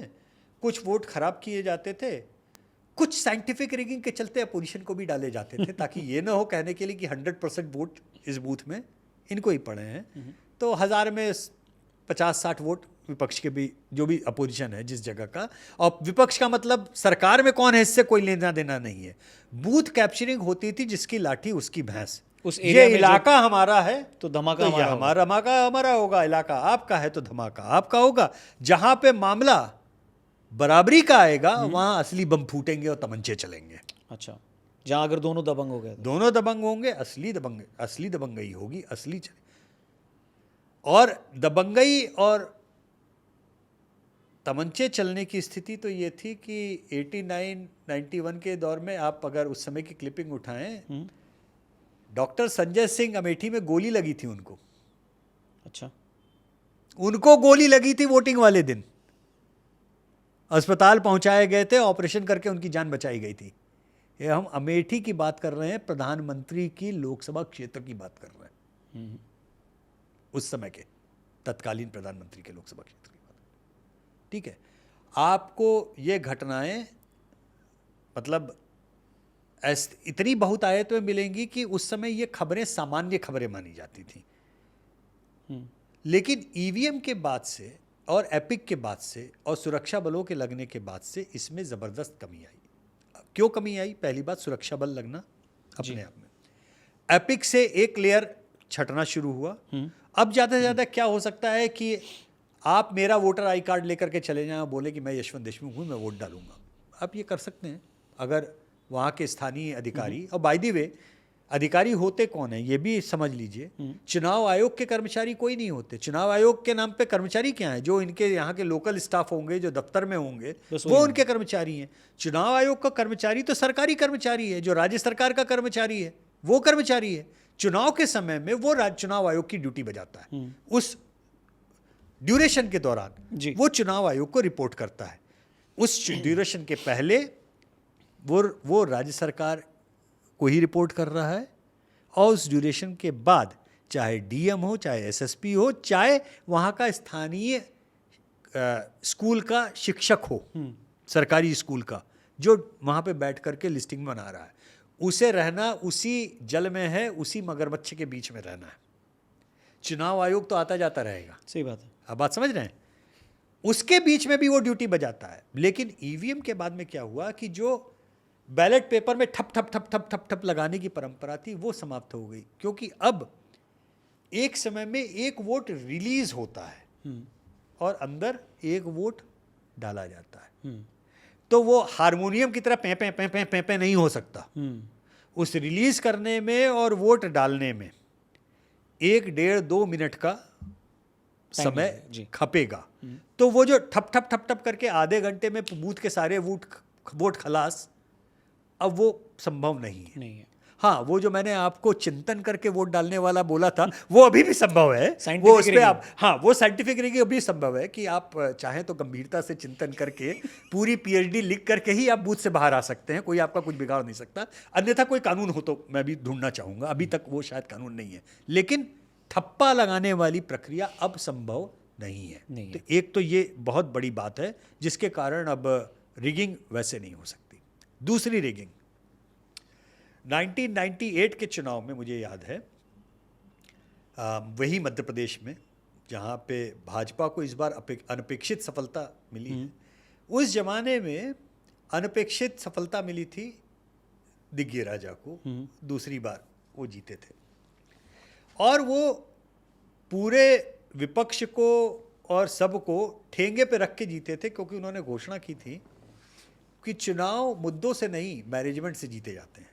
अच्छा, घोषित तौर पे, ठीक है। हमारे सर्वे में आया कि वो चुनाव हार रहे हैं और वो चुनाव जीत गए। और उन्होंने बोला ये तुम्हारे सर्वे सब गलत होंगे, चुनाव मैनेजमेंट से जीते जाते हैं। चुनाव जीत गए साहब। बड़ी किरकिरी जितने भी सर्वे करने वाले थे उनकी भी हुई, आपकी भी हुई, हमारी भी हुई। वीक मैगजीन के कवर स्टोरी हमने की थी। अच्छा भाई किरकिरी हुई। अच्छा, हम खोपड़ी खुजाते रहे उस समय क्योंकि मध्य प्रदेश, राजस्थान, दिल्ली ये एक साथ चुनाव में गए। छत्तीसगढ़ बना नहीं था, उस चुनाव के बाद में छत्तीसगढ़ बना। ठीक है। मैं ये सोचता रहा कि बाकी राज्यों में वही मेथोडोलॉजी सर्वे की या उसकी वो सही कर गई, वहाँ के रिजल्ट सही आ गए, मध्य प्रदेश का ही क्यों गलत हुआ? और बंदा कह रहा है कि तुम गलत हो गए और मैं मैनेज करके दिखाऊंगा कि मैं तुमको गलत कर दूंगा। और आपको एक बड़ा इंटरेस्टिंग एनेक्डोट ये भी बताऊं कि मध्य प्रदेश में चुनाव हुए और भाजपा के संगठन मंत्री उस समय जो थे, मैं नाम बाद में बताऊंगा उनका, तो दिल्ली में ही एक फिक्की जो सभागार था, शायद जो इधर जल गया उस समय, एक कोई पुस्तक रिलीज़ का कार्यक्रम था और हम लोग वहाँ पे सब पत्रकार लोग हम थे और चुनाव के नतीजे घोषित नहीं हुए थे। और भाजपा के उस संगठन मंत्री ने आकर के ऐसे निकलते निकलते जैसे नमस्कार नमस्कार, बहुत सहज था उस समय सभी लोगों से मिलना, क्या लग रहा है? तो हमने कहा लग तो रहा है कि शायद आपकी सरकार बन जाएगी, सर्वे तो यही कह रहे हैं कि नहीं आपके सर्वे गलत होने वाले हैं, हम चुनाव हार रहे हैं। दिग्गी ने मैनेज कर लिया। अच्छा, चुनाव हो चुके थे, रिजल्ट्स नहीं आए थे बीच का। और उस संगठन मंत्री के बारे में सभी को एक बात तो पता थी कि ये बंदा फील्ड में संगठन के लेवल पे बहुत तगड़ी जानकारी और काम करता है, और ये अपनी पार्टी के लिए बंदा ये कह रहा है कि मैनेज हो गया, चुनाव उसने मैनेज कर लिया, हम हार रहे हैं। और चुनाव बीजेपी हार गई, दिग्गी राजा जीत गए, क्रांतिकारी तरीके से जीते। दिग्गी राजा जो जीते, आप समझिए कि हम खोपड़ी खुजाते रह गए, जैसे मैंने बोला। करीब 1.5-2 साल तक हम इस असमंजस में रहे कि ये हुआ क्या। फिर उसके बाद में हमको एक टर्शियरी एक बताया गया कि कभी ध्यान दीजिए कि इनवैलिड वोट्स का क्या हुआ मध्य प्रदेश में।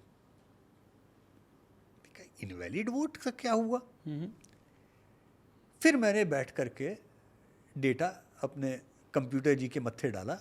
उस जमाने में बहुत ही बेसिक कंप्यूटर हुआ करते थे, हम लोग डीबेस के ऊपर काम करते थे, आंकड़े डाले और सारा मत्था निकालने पे हमको एक बड़ा विचित्र फाइंडिंग हमारी निकल के सामने आई कि करीबन 3 दर्जन सीटें ऐसी कांग्रेस ने जीती थी जिसमें हार जीत का अंतर इनवैलिड वोट से कम था। अच्छा, ओ। और इनवैलिड वोट क्या होता है? पेपर बैलेट में कहीं पर भी एक निशान आ गया, फट गया, सिकुड़ गया, ऊपर नीचे 2 निशान है, कुछ भी हो जाए, उसको इनवैलिड वोट का गट्ठर बांध के अलग कर दिया जाता था। ओके। और जो पीठासीन अधिकारी होता था चुनाव का, ये उसके उसमें आता है अधिकार क्षेत्र में कि उस गट्ठर में से वो कितनों को वैलिड घोषित करे और कितनों को इनवैलिड घोषित करे। ओ, उसमें ठप्पा लगा हुआ है, किसको ठप्पा लगा है। अच्छा, अब उस ठप्पा लगने में कहीं एक किसी कोने में कलम का हल्का सा निशान भी हो, वो भी इनवैलिड, वो उसके लिए इनवैलिड, मतलब वो उसके हाथ में अधिकार क्षेत्र में कि किसको इनवैलिड मानता है, किसको इनवैलिड कर किसको। और वो गट्ठर पहले बनाए जाते थे अलग, काउंट करते करते ये इनवैलिड, ये इनवैलिड, ये गट्ठर। फिर अंत में उस इनवैलिड को वो बैठ करके घोषित करते थे कि इसमें से ये वैलिड माने जाएं और ये इनवैलिड माने जाएं। ठीक है। और 1 नहीं, 2 नहीं, 3 दर्जन। 3 दर्जन। और ऐसी सीटें जो भाजपा ने जीती हों वहां पर आर्यभट्ट के सिद्धांत पे हमें लगा कि ये तो चमत्कार हो गया। और फिर मैंने जानकार लोगों से पूछा कि ये जब आप हुआ चमत्कार तो कैसे हुआ? तो पता लगा कि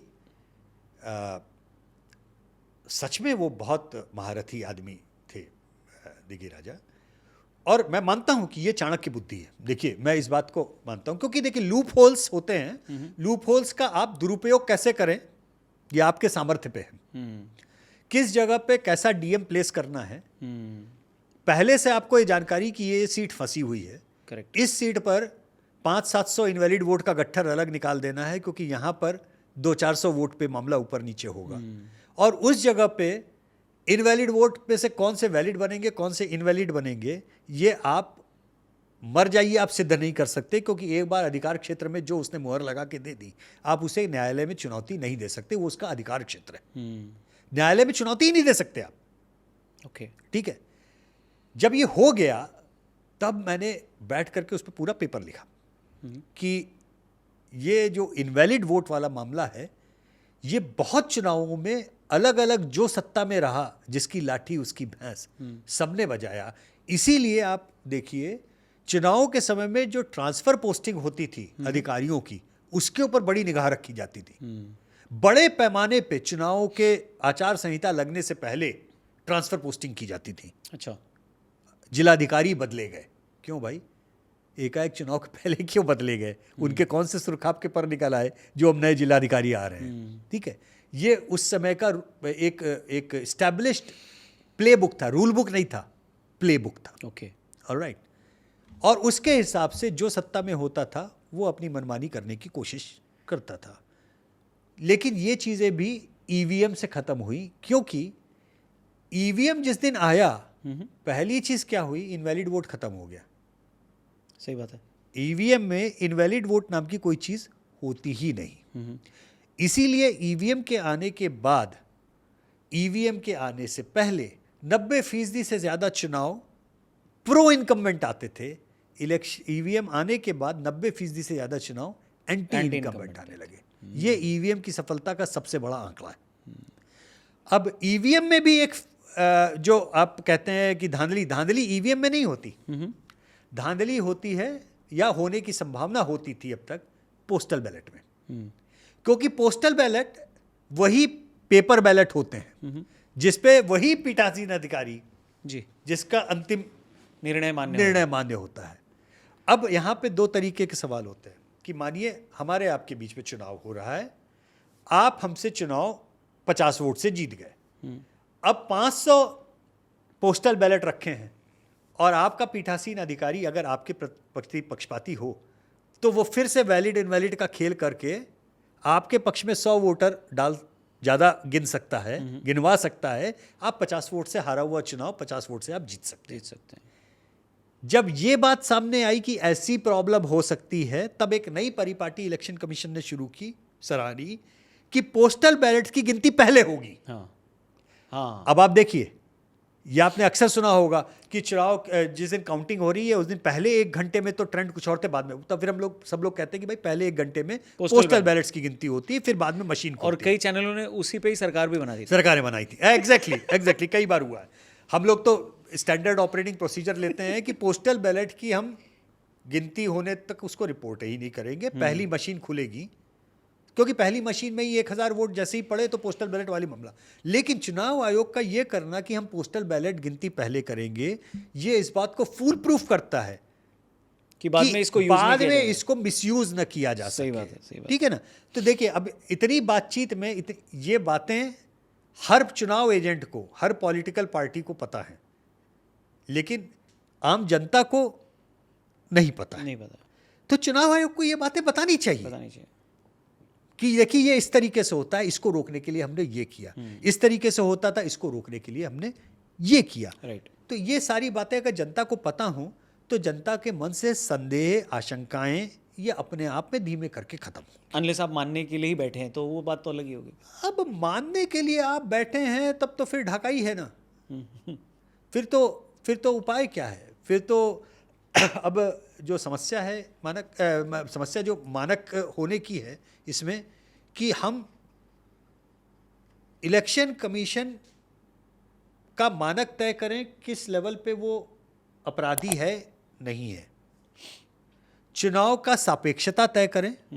मसलन अभी जिस तरीके से आरोप प्रत्यारोपों का दौर चल रहा है, उसमें मुझे डर इस बात का है, सपोज कीजिए बिहार के नतीजे आते हैं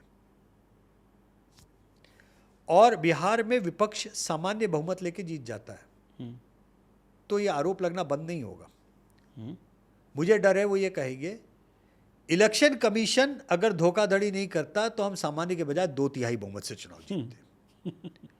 अगर विपक्ष 2/3 बहुमत से जीतेगा तो मुझे डर है कि वो ये कह सकते हैं अगर चुनाव आयोग धोखाधड़ी नहीं करता तो हम 3/4 बहुमत लेके आते, हम 2/3 से नहीं जीतते। अगर वो 3/4 बहुमत लेके जीतते हैं तो वो ये कहने की पर कोशिश कर सकते हैं हम 100 में से 100 सीटें सारी 240 जीतते, एक भी ये लोग नहीं जीत पाते। और अगर हारेंगे तब तो कहेंगे कि हम हारे ही इसलिए हैं क्योंकि चुनाव आयोग ने धोखाधड़ी की। ये जिस लेवल की ओर जा रहा है, इस तरीके का आशंकाग्रस्त प्रश्न चिन्ह बनाने का मापदंड, जो मानक है, ये मापदंड है, ये लोकतंत्र के लिए घातक है। ठीक है। क्योंकि यही ढाका में हुआ था, जब चुनाव नहीं जीतने की स्थिति में थे तो उन्होंने चुनाव का बहिष्कार किया, और चुनाव बहिष्कार होने के बाद में पूरी इंटरनेशनल कम्युनिटी आ गई कि चुनाव तो हुआ ही नहीं क्योंकि विपक्षी दल ने इसमें हिस्सा ही नहीं लिया। तो इसका मतलब ये सरकार जाली है, फर्जी है, इसको जाना चाहिए। फिर अगला है सड़क पे लोग आए। सड़क पे लोग तो हमने देख ही लिया जिस तरीके से इस शहर को कितनी बार अभी पिछले 10 साल में हमने रोक दिया है, रोका है, ठप्प किया है। तो ये कवायद जिस दिशा में जा रही है, ये चेन रिएक्शन जिस दिशा में जा रहा है, वो खतरनाक है, वो डराने वाला है। दादा, किस सीट पे या किस रीजन में सबसे ज़्यादा बूथ कैप्चरिंग होती थी बिहार की अगर बात करें तो? कोई ऐसी आइकॉनिक सीट है जो होता ही होता था बूथ कैप्चरिंग? सवाल गलत है। किस सीट पे ये नहीं होता था? अच्छा, किस सीट पे ये नहीं होता था? बिहार में चुनाव जीतने हारने का मानक इस बात पे तय होता था कि किस पर्टिकुलर सीट पर कितनी जगह पे हमारा बूथ है, कितनी जगह पे उनका बूथ है। ये हर पार्टी का कैलकुलेशन ये होता था। अच्छा, और ये सन 95 तक हुआ है तो उस कैलकुलेशन। तो उस टाइम चुनाव प्रचार नहीं होता था क्या?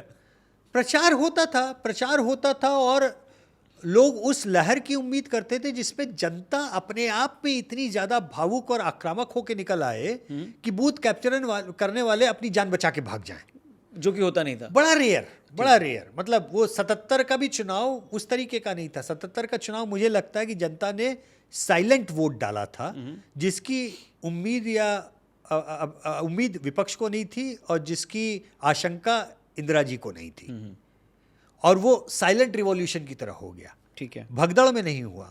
अन्यथा वोट ऐसे पड़ते थे बिहार में। बंगाल में तो खैर वो अलग ही लेवल का लोकतंत्र था 30 साल तक। मतलब उसमें गुंजाइश ही नहीं थी।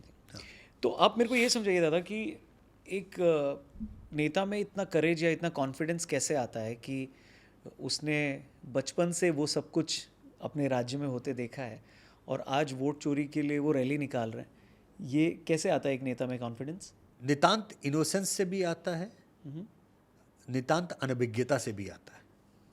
मैं ये तो नहीं कहूँगा और मैं कभी भी ये नहीं चाहूँगा कि मैं देश के नेता प्रतिपक्ष पे जानबूझ के गलत चीज़ें करने का आरोप लगाऊं। भगवान न करे कभी ऐसा हो, चाहे कोई भी सत्ता में रहे।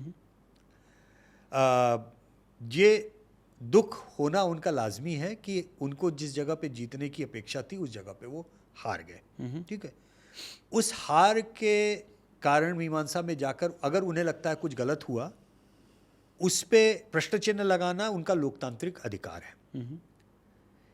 मेरी समझ में केवल नासमझी वहाँ पे आती है, या मुझे समझ नहीं आता जहाँ पे कि आप सीट भी उठाते हैं तो कर्नाटक की, जहाँ पे आपके सबसे दबंग नेता के भाई की लोकसभा सीट जो वो हार गए, और जहाँ की वोटर लिस्ट बनाते समय सरकार आपकी थी।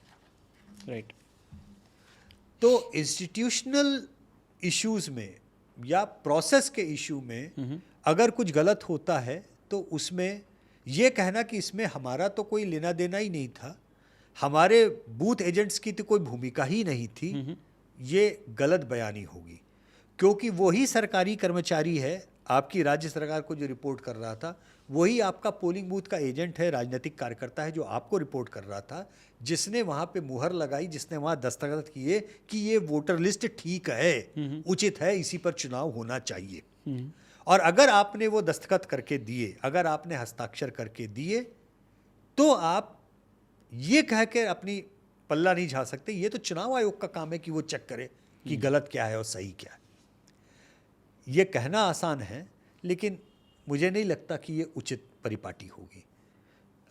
मैं इस बात से सहमत हूँ इलेक्शन कमीशन की कि ये जिम्मेदारी साझा होती है, वोटर की भी, पॉलिटिकल पार्टीज़ की भी, हमारी आपकी भी साझा जिम्मेदारी है कि यशवंत देशमुख का अगर 3 जगह वोटर आईडी कार्ड बना हुआ है 3 बार का शिफ्ट होने के कारण, तो वो अपने नाम कटवाए अगर चाहते हैं तो।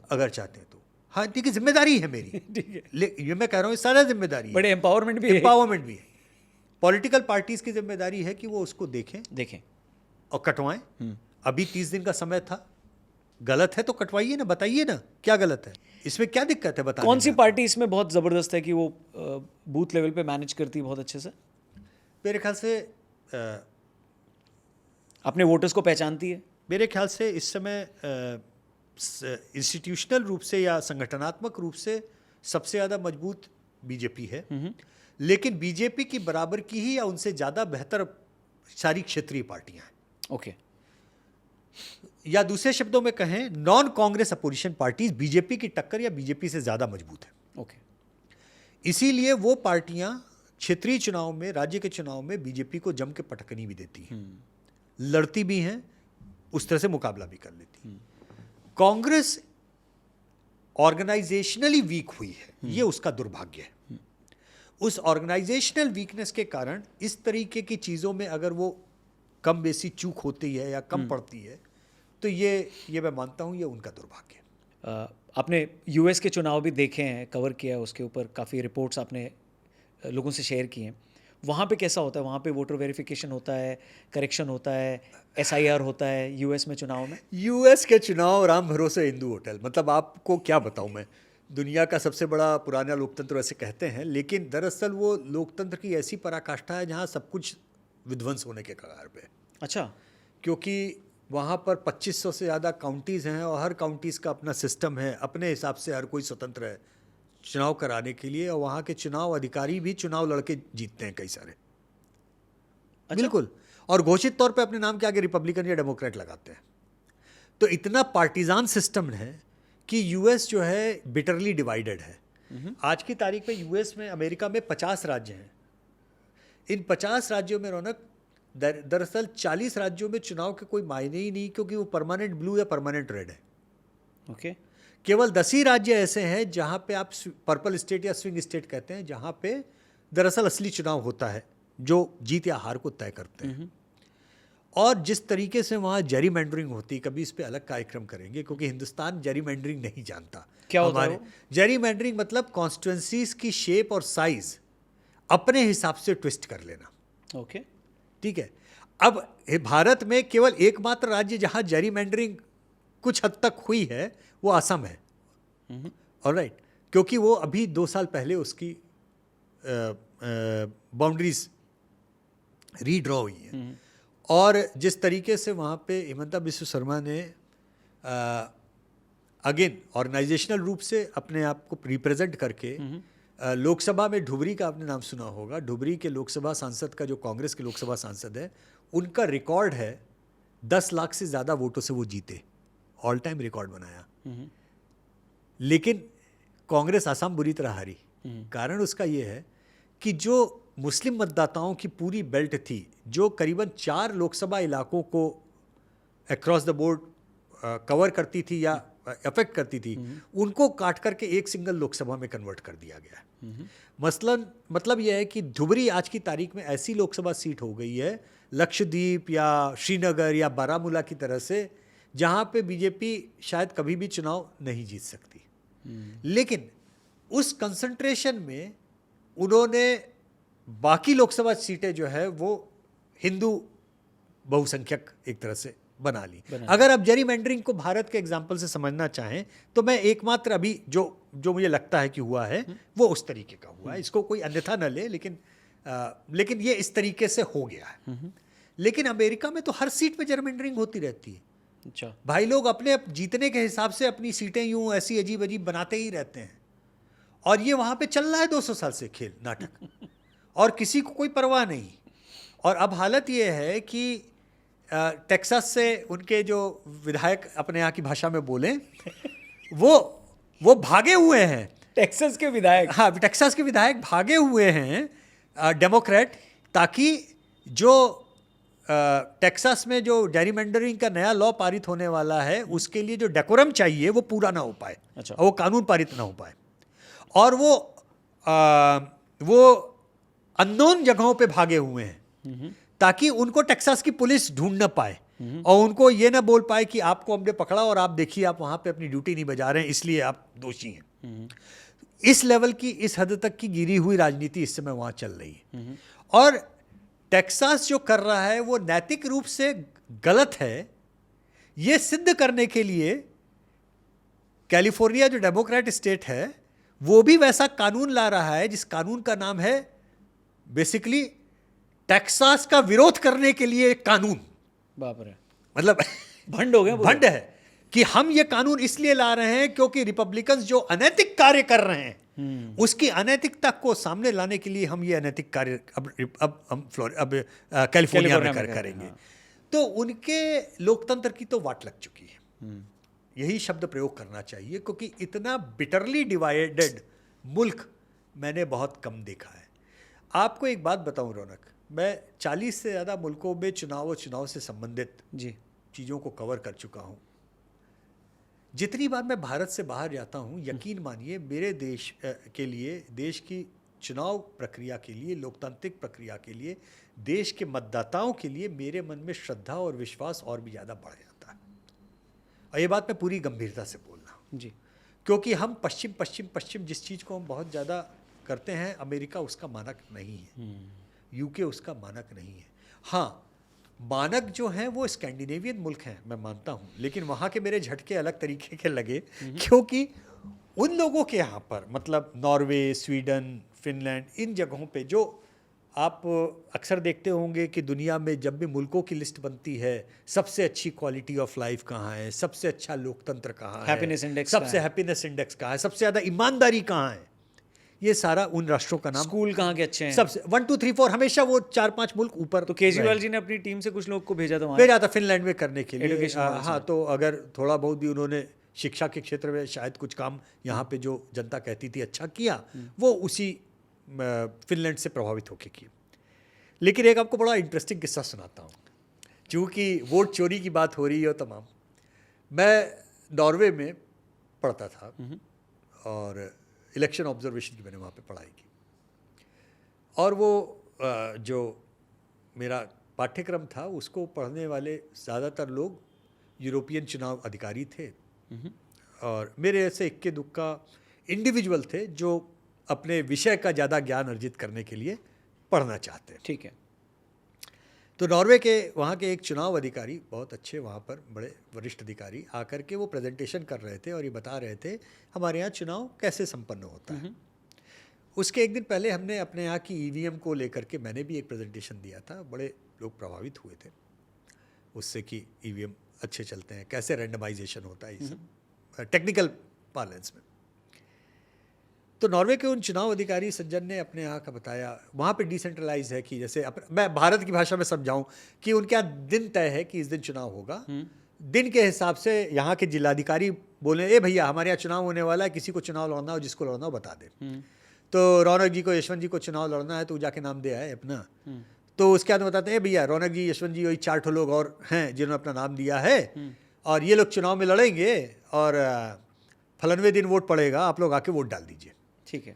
फलनवे दिन जो है जहाँ जहाँ वोट पड़ने वाला है वहाँ वोट का काउंटर खुल जाएगा, आप जाइए, एक सज्जन पहले आपको नमस्ते करेंगे, बड़े ग्रीट करेंगे, दूसरे सज्जन आपको एक वोट देंगे, तीसरे सज्जन आपको कहेंगे कि यहाँ पे जाकर के ठप्पा लगा के उधर डाल दीजिए। ठीक है। और आप खुश होके हैप्पी अपने घर हैप्पीनेस इंडेक्स बढ़ाते हुए आप आ जाइए। मैंने एक बहुत ही ईमानदार छात्र की तरीके से 3 इडियट्स का न याद करते हुए हाथ यूं खड़ा किया। I have a question. Yes please. हमने कहा आपने कहीं पर भी आईडी नहीं चेक की और हाथ पे वो हमारे यहाँ पे इंक लगाते हैं, हाँ। वो इंक भी नहीं लगाई। तो कोई इधर से निकल के आए, वो दोबारा वोट डालने के लिए आ जाए या दूसरी जगह जाके वोट डाल दे।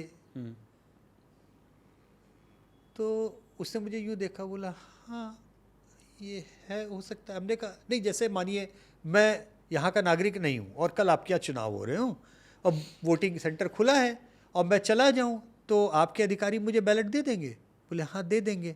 और क्या मैं वोट डाल दूंगा तो कोई रोकेगा नहीं? कि नहीं कोई नहीं रोकेगा। हमने कहा लेकिन मुझे तो वोट डालने का यहाँ पे अधिकार नहीं है, मैं यहाँ का नागरिक नहीं। बोले हाँ नहीं है। हाँ।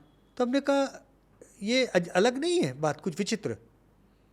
तो उसने ऐसे किया और उस व्यक्ति ने जो सवाल मुझसे किया, मैं एक्चुअली शर्मसार हो गया उसके बाद में, सोच के कि हम सोच में कहाँ छिटक गए।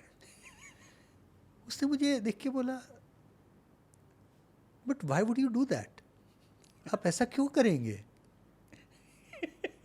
मैंने उनको देखा कि नहीं, मैं अगर ऐसा करना ही चाहूँ कि हाँ, लेकिन आप ऐसा क्यों करेंगे? आपको तो पता है कि आप यहाँ के नागरिक नहीं, तो आप वोट क्यों डालेंगे? और अगर मानिए आपके नागरिक भी हुए, आप एक बार वोट डाल के आ गए तो आप दोबारा वोट क्यों डालेंगे? आप ऐसा गलत काम क्यों करेंगे? छन्न से टूटे कोई सपना वाले अंदाज में, मतलब कि उनका मॉरल कैरेक्टर, मॉरल इंटीग्रिटी उनके समाज की उस लेवल पे है, कितने अंदर तक घुसी हुई है, कि अंदर तक घुसी है कि आपको गलत काम नहीं करना है। अब आप 70 के दशक में पैदा हुए उस चुनाव के छात्र से संवाद कर रहे हैं जिसने 70 का दशक, 80 का दशक और 90 के शेषन साहब के आने तक जो अपनी पत्रकारिता जीवन की शुरुआत की थी, उस समय तक केवल बैलेट कैसे ठूसे जाते हैं और बूथ कैसे लूटे जाते हैं, बाप रे, इसी के उसको जिताओ। जिसके पास में सक्सेस स्टोरी कहने के लिए जब हो तो बैकड्रॉप वो हो। मैं जब अपनी शान में खड़ा होता हूँ, वहाँ पे खड़ा होकर ईवीएम की बात कर रहा था, ऐसा करने से ये चीज़ें रुक गई, तो ज़्यादातर लोग ऐसे देख रहे थे, रुका क्या इसमें, ये हुआ ही क्यों, ये हुआ ही क्यों। उनको केवल इस बात पे इंटरेस्ट था कि वोट बड़ी तेजी से काउंट हो जाते हैं, टेक्निकली टेक्नोलॉजिकली उनको इसमें बहुत ज़्यादा, और रैंडमाइजेशन का उनको बहुत होता कि कैसे ये किया जा सकता है, और वो उस तरीके से उनको इसमें कोई दिलचस्पी ही नहीं थी। जो चीटिंग वाला एस्पेक्ट मैं जो उछल रहा था कि देखिए इससे ये रुक गया। चुनाव जो मैनेज करके दिग्गी राजा जीते थे वो नहीं जीत पाए 2003 में। मैंने वो केस स्टडी भी दिखाया, उसके आंकड़े भी दिखाए कि देखिए वही व्यक्ति 2003 में नहीं जीत पाया क्योंकि इनवैलिड वोट 0 हो गए जो लाखों में थे। उनका उसमें इंटरेस्ट नहीं था। तो आप उस लेवल की ईमानदारी पे जब पहुंच जाइए तब इस तरह के सवाल कीजिए।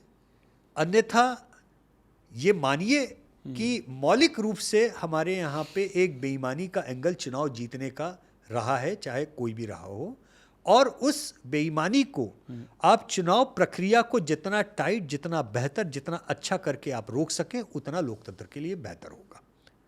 उसमें पहला स्टेप शेषन साहब ने लिया, दूसरा स्टेप ईवीएम का आया, दूसरा स्टेप वोटर कार्ड का आया, तीसरा स्टेप ईवीएम का आया, और लगातार उसके बाद में वीवीपैट का अगला स्टेप आया।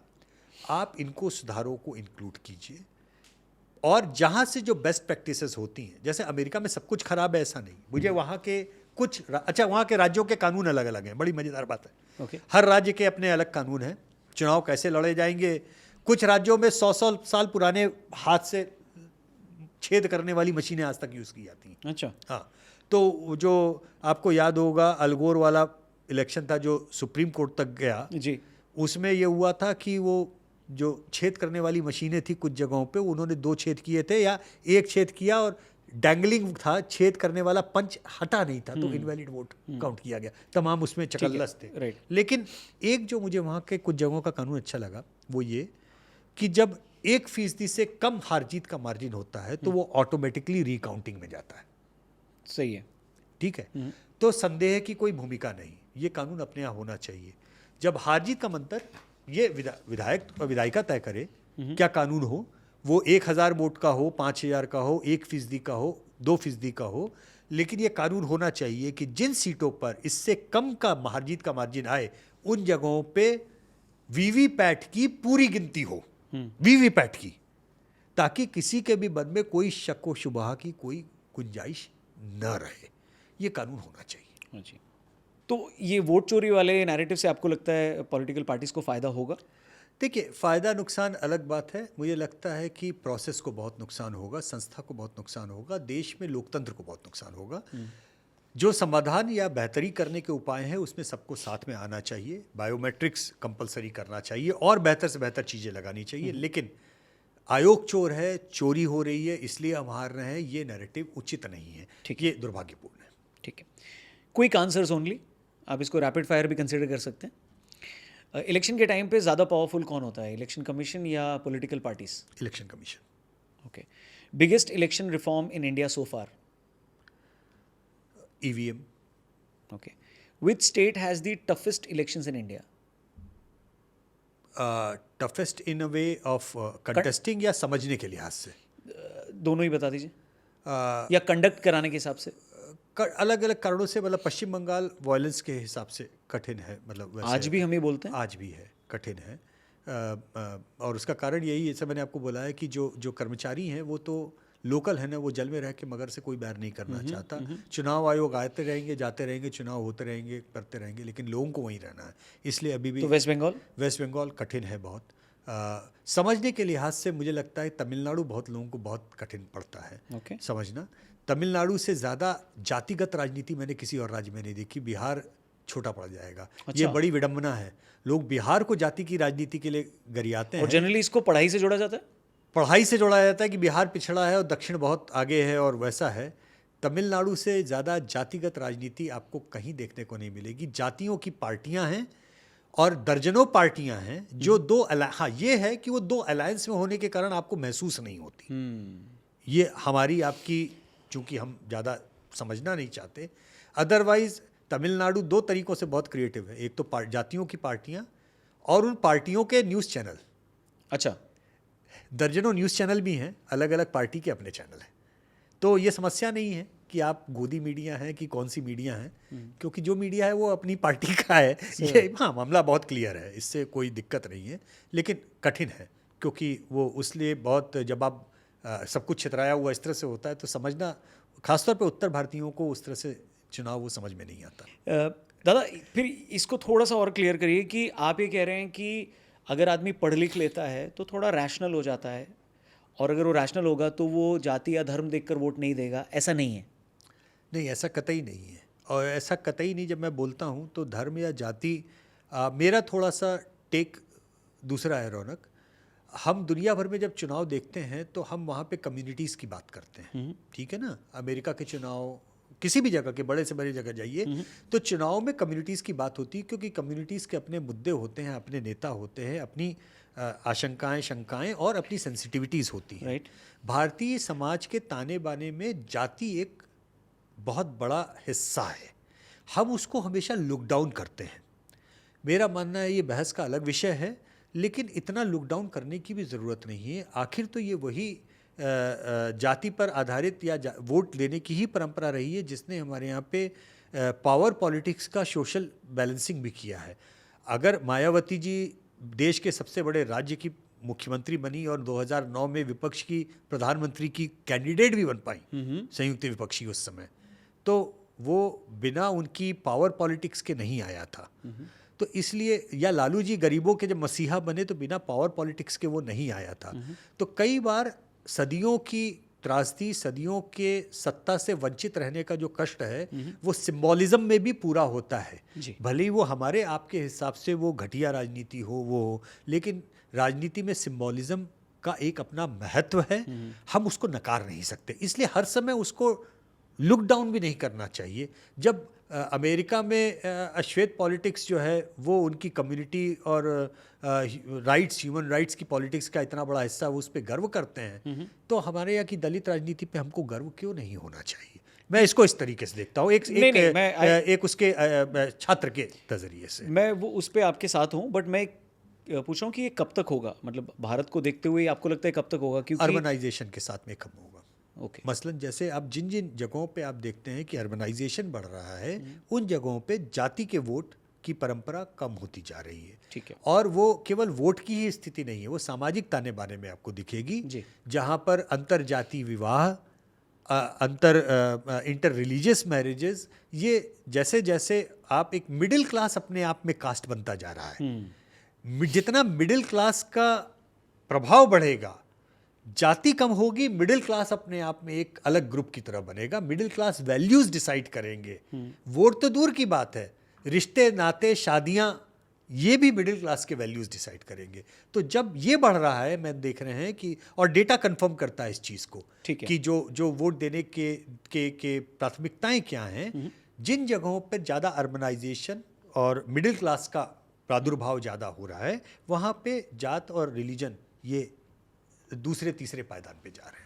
बट आपको लगता है आज के टाइम पे भी बहुत सारे पॉलिटिशियंस हैं जो चाहते हैं कि वो दूसरे तीसरे पायदान पे ना जाए, कास्ट और धर्म अभी भी रेलेवेंट रहे, सो दैट उनके लिए पोलराइज हो जाता है मामला? स्वाभाविक सी बात है, जब लोगों को काम नहीं करना है, भाई चुनाव जीत के आपको गवर्नेंस डिलीवर करनी है ना।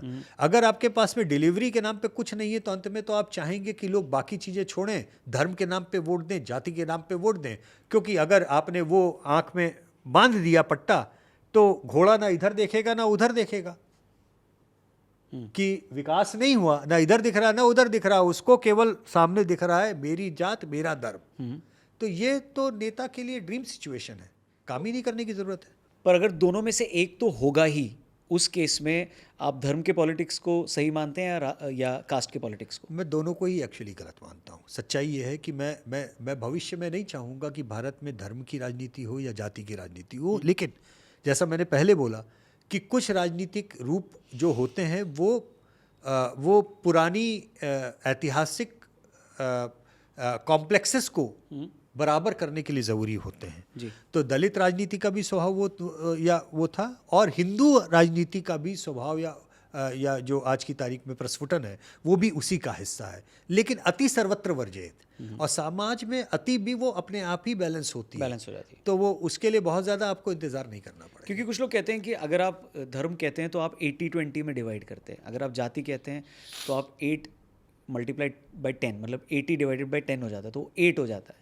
सो 8 into 10 and 20 हो जाता है। तो एक तरीके से आप ज़्यादा लोगों को एक साथ तो जोड़ ही रहे हैं, लेकिन एट द सेम टाइम आप 20 को खारिज भी कर रहे हैं।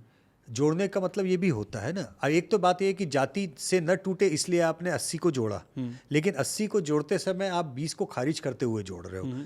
तो दोनों की ही एक लिमिटेशन है, भूमिका है। मैं ये नहीं कहता हूँ वह सही गलत की बहुत मीमांसा में वैसे नहीं जाऊँगा, लेकिन जिस जगह पे आकर के आपके जनता के मन से जातियों का वो निकल जाएगा कि हम तो पावर स्ट्रक्चर के हिस्सा नहीं थे, वहाँ पे दलित राजनीति या ओबीसी राजनीति की बनावट कम होगी।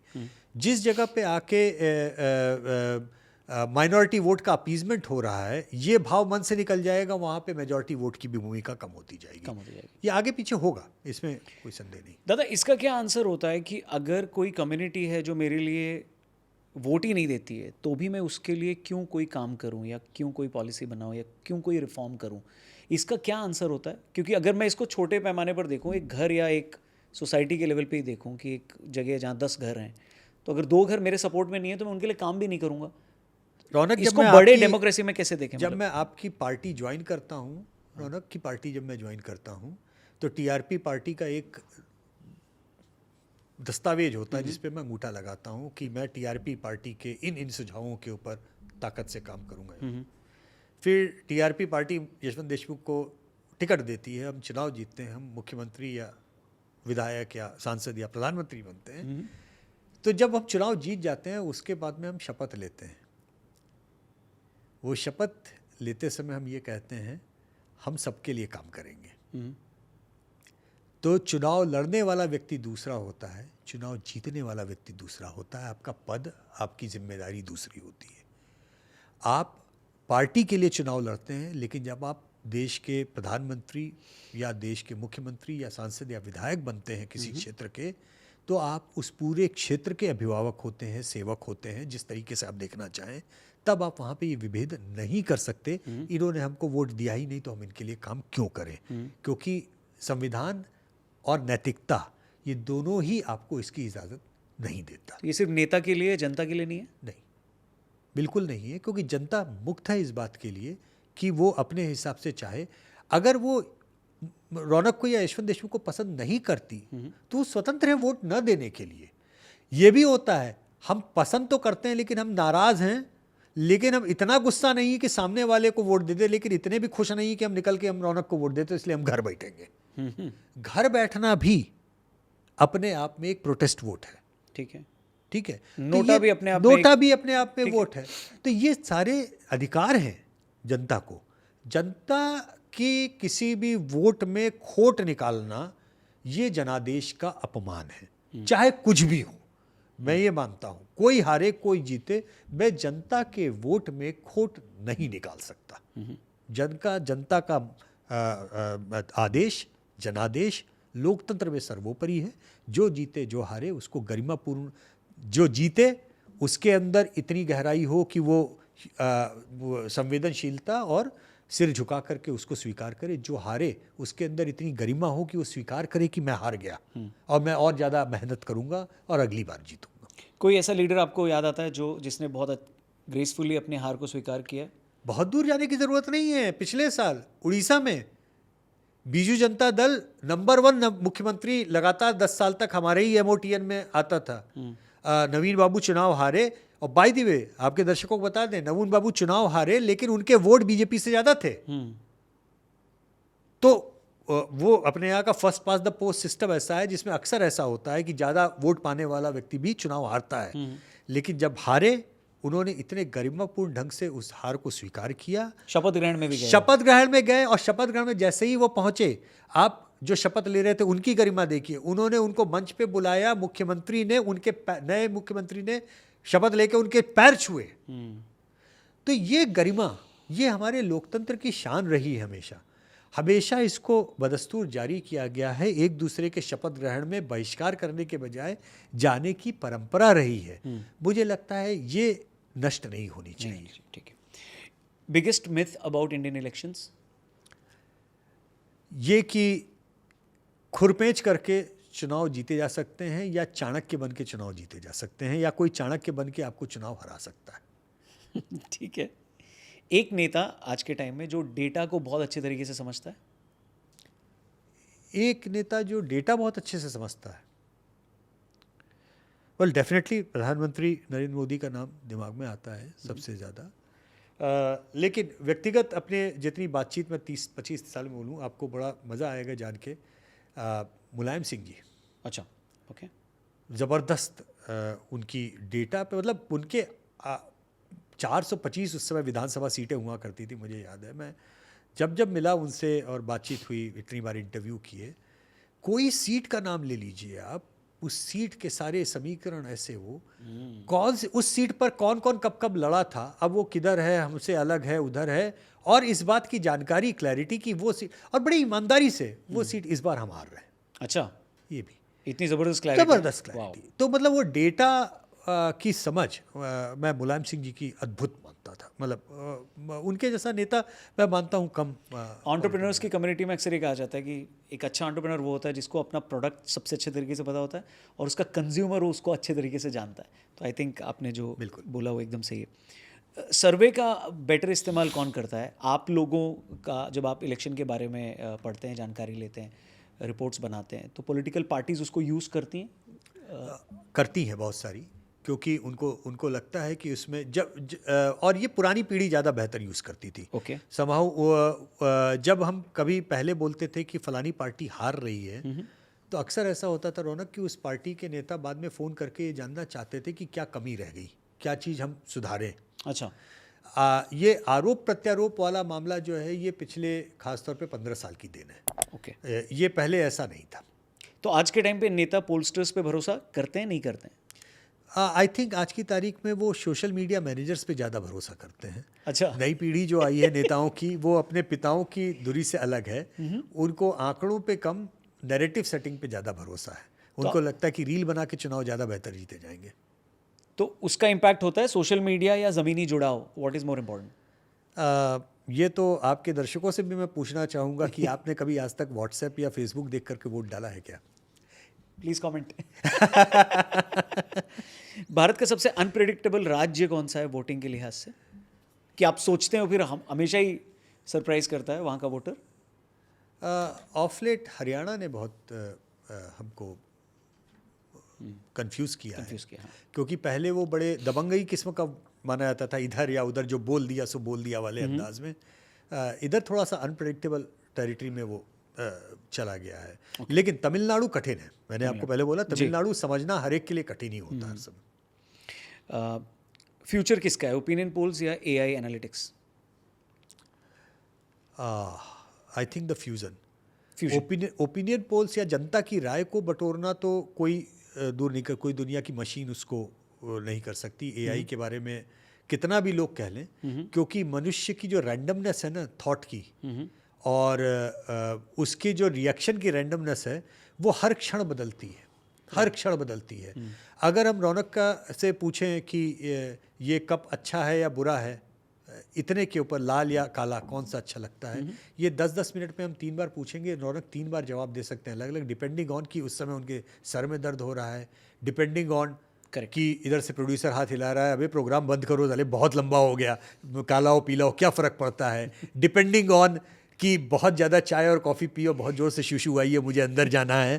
ये तमाम चीज़ें जो ह्यूमन वेरिएबल की ये ऐसी चीज़ें हैं जो उनको अनप्रेडिक्टेबल बनाती हैं, ये मशीनें नहीं कब्जा कर सकती। मशीनें नहीं कर सकती।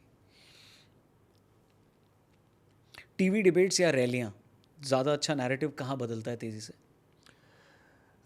मेरे ख्याल से रैली में जाना उतना ज़्यादा इम्पैक्टफुल नहीं रहा है, लेकिन रैलीज़ का लाइव टेलीकास्ट आज भी इम्पैक्ट डालता है। ओके। लोग भूल जाते हैं कि रैली एक जगह होती है, देख सारे लोग, अब रैली सब देख रहे होते हैं, सब देख रहे होते हैं, है ना? तो रैली में क्या बोला जा रहा है वो लोग सुनते हैं, ऐसा नहीं कि नहीं सुनते। टीवी डिबेट्स का अब उतना ज़्यादा, क्योंकि हमारे यहाँ की टीवी डिबेट पश्चिम की तरह है भी नहीं था कि मुद्दे के ऊपर जो मुख्यमंत्री के उम्मीदवार हैं या प्रधानमंत्री के उम्मीदवार हैं वो आमने सामने खड़े होकर के बात करें, या प्राइमरीज की डिबेट हो रही हो, ये सब तो है नहीं। तो प्रॉक्सी डिबेट्स चलती हैं, प्रवक्ता आते हैं, अब तो गाली गलौज भी होती है। कुछ समय बाद में मुझे लगता है कि WWE की तरह से एक रिंग भी बनाया जाएगा, फोड़ा भी जाएगा, पटका भी जाएगा, विग भी एक दूसरे के नोचे जाएंगे। ये विग कौन लगाता है? नहीं, सवाल ये है कि आप मल्टीपल डिबेट्स में जाएंगे तो पहले असली नुकचे के बाद में फिर विगी लगेगा ना। तो आप प्रवक्ता अगर हैं और कहे जाएंगे वरिष्ठ प्रवक्ता है तो विगी बचेगा, क्योंकि जो बाल हैं वो तो पहली डिबेट के बाद में नोच लिए जाएंगे। तो इसलिए ये तमाम चीज़ें अब होनी बाकी हैं, चमत्कारिक तरीके से वो हो जाएं तो मुझे लगता है कि एक बार, जैसे कई बार कहा जाता है ना रौनक, कि नया निर्माण, पुनर्निर्माण, ये रिपेयरिंग से आसान होता है। तो टीवी की नैरेटिव डिबेट, ये जो हमारे यहाँ का पॉलिटिकल डिस्कोर्स जिसे कहते हैं, ये पूरा ध्वस्त ही हो जाए तो एक बार बेहतर है, मुझे लगता है। जीरो से शुरू करना, अब रिपेयर नहीं किया जा सकता, नहीं कर सकते। इंडिया में पैसा आपको इलेक्शन जिता सकता है? मैंने बहुत सारे ऐसे चुनाव देख लिए हैं जिसमें बिना पैसे के लोगों ने अच्छों को पलट दिया है, स्थानीय लोकल चुनाव से लेकर राज्य और राष्ट्रीय चुनाव तक।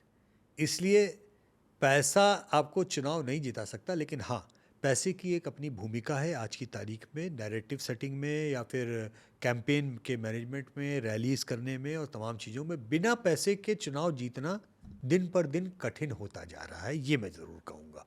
लेकिन पैसा एकमात्र वो नहीं हो सकता कि आप अगर धन्ना है तो आप ही जीतेंगे, ये क्राइटेरिया भारत के चुनाव में तो कतई नहीं। कोई ऐसा आप शेयर करना चाहें जहाँ पर आपको लगा कि एक बहुत ही धनाढ्य या रिच बंदा था, कॉन्टेस्ट कर रहा था और एक नॉर्मल एवरेज आदमी जीत गया? धनाढ्य के बजाय मैं वैसे देखना चाहूँगा कि जब आप सारे रिसोर्सेज आपके कैप्चर्ड होते हैं, मतलब उसके लिए 77 से बड़ा कोई चुनाव ही नहीं था। सारे विपक्षी नेता जेल में पूरे समय रहे, राइट, है ना, और सोशल मीडिया था नहीं, मीडिया भी कंट्रोल था, सारा सेंसर्ड था, आकाशवाणी और दूरदर्शन सरकार के ही पास में था, रेडियो और टीवी दोनों, फिर भी जनता, और वो जनता जो है वो चुपचाप निकली और ऐसा हराया कि प्रधानमंत्री अपना क्षेत्र भी हार गई। तो वो मुझे लगता है कि जिस समय जनता तय कर लेती है, और ये हम आंकड़ों में भी देखते हैं कई बार कि एक थ्रेशोल्ड आता है, हम लोग को आंकड़ों में समझ में आ जाता है कि ये अब गुस्सा जो है ये इसके ऊपर गया, और वो थ्रेशोल्ड के बाद फिर लगता है कि कुछ हो जाए, सर पटक लो आप, फिर आप नहीं जीत सकते। तो ये बहुत एग्जाम्पल, लेकिन 77 अपने यहाँ का ऐतिहासिक चुनाव रहा है जो मैं चाहूँगा कि नई पीढ़ी खास तौर पे वो ज़रूर उसको देखे, 80 भी देखे, क्योंकि उसी जनता ने जब इंदिरा जी ने माफ़ी मांग ली तो वापस 80 में जिता भी दिया। तो ये भी जरूर देखे। इंदिरा जी बहुत तो जनता मतलब कनेक्ट करती है नेता से, इमोशन से, वाइब से, ओवरऑल बिल्कुल करती है। आप उसको बेवकूफ़ ज़्यादा टाइम तक नहीं बना सकते, कोई भी हो उससे ज़्यादा आप नहीं बना सकते। और एक विश्वसनीयता जो नेता की होती है वो काउंट करती है मेरे ख्याल से। तमाम चीज़ों के बावजूद भी इस समय भाजपा के लिए जो चीज़ काम कर रही है वो शायद प्रधानमंत्री की व्यक्तिगत विश्वसनीयता है जो उनको आगे रखे हुए है। बड़े लंबे समय तक कांग्रेस के लिए ये चीज़ उनके पक्ष में काम की, जब तक नेहरू जी थे, शास्त्री जी थे, इंदिरा जी थी, तो विश्वसनीयता इन नेताओं की जो है वो कांग्रेस को बहुत आगे तक खींच के रखती थी। और ये राज्य के स्तर पे अलग अलग लेवल पे भी आपको दिखाई देगा। वोटर टर्नआउट वेदर से भी लिंक्ड होता है? बिल्कुल होता है। 2000 का चुनाव मूलतः बीजेपी हारी क्योंकि अर्बन सारे इलाकों में turnout 18% on an average all India गिरा अर्बन इलाकों में। और उसका कारण ये था कि बहुत गर्मी में चुनाव हुए और कई सारी जगहों पे लंबा वीकेंड पड़ा तो लोग छुट्टियां मनाने के लिए चले गए और उसका नुकसान बीजेपी को उठाना पड़ा। तो मुझे लगता है कि और भी चुनाव गर्मियों में नहीं होने चाहिए। पहले चुनावों की साइकिल जो थी वो ज़्यादा बेहतर थी कि जो आपके नवंबर दिसंबर वाले समय में ज़्यादा बेहतर हो, अक्टूबर नवंबर दिसंबर या उधर मार्च फरवरी। मुझे लगता है कि आगे पीछे जब भी वन नेशन वन इलेक्शन की बात आए तो संसद को, देश की संसद को ये भी देखना चाहिए कि चुनाव बहुत सर्दी या बहुत गर्मी में ना हो। वोट नहीं डालने पे नेगेटिव मार्किंग होनी चाहिए जनता की? मैं उसके पक्ष में नहीं हूँ। बहुत सारे लोग कहते हैं कि बहुत सारे मुल्कों में कानून है कि आपको वोट डालना कंपलसरी होता है। मैं उसके पक्ष में नहीं हूँ। वोट नहीं देना भी ये जनता का एक अपना अधिकार है, आप उसे उसके लिए बाध्य नहीं कर सकते। पर अक्सर इसका जवाब ये दिया जाता है कि जब आपने वोट ही नहीं दिया तो आप डिमांड क्या कर रहे हो? अकाउंटेबल कैसे बनाओगे आप किसी नेता? अकाउंटेबिलिटी बहुत सारे लोग अपने इस पे कह सकते हैं हम टैक्स देते हैं इसलिए हमारी अकाउंटेबिलिटी बनती है। बहुत लोग टैक्स नहीं देते। हाँ, बहुत लोग टैक्स नहीं देते, वो वोट नहीं डालने जाते, उनकी अकाउंटेबिलिटी नहीं बनती। ये लॉजिक सही है। आपने मुझसे मेरी व्यक्तिगत राय पूछी तो मैं अपनी व्यक्तिगत राय बता रहा हूँ कि बावजूद इसके मेरा अपना ये मानना है कि कंपलसरी वोटिंग नाम की चीज़ मैं उसके पक्ष में नहीं हूँ। बाध्य नहीं करना चाहिए। इस बात का प्रयास करना चाहिए कि जनता स्वेच्छा से ज़्यादा बड़ी तादाद में निकल के वोट डाले। अर्बन वोटर ज़्यादा अनप्रेडिक्टेबल है रूरल वोटर से? अर्बन वोटर अनप्रेडिक्टेबल कतई नहीं है क्योंकि उसकी प्रेडिक्टेबिलिटी सबसे पहले ये है कि वो वोट डालने जाता ही नहीं। अच्छा। सबसे ज़्यादा हमारे यहाँ के ग्रामीण निचले तबके के समाज के वंचित, शोषित और गरीब मतदाता जो हैं वो ज़्यादा वोट डालने अपने अधिकार को प्रयोग करते हैं। इस देश का लोकतंत्र उनसे चल रहा है। एक बड़ी विचित्र सी चीज़ है, आपने कभी ऑब्जर्व की, हमारे पूरब में पता नहीं क्यों हंसी मजाक में कहा जाता है कि ये दक्षिण लग गए, किसी की लुटिया डूब जाती है। और हमारे यहाँ के जितनी भी अर्बन इलाकों में सीटें हैं जहाँ पे वोटर टर्नआउट कम होता है सब दक्षिण है। दक्षिण दिल्ली, दक्षिण मुंबई, दक्षिण बेंगलुरु।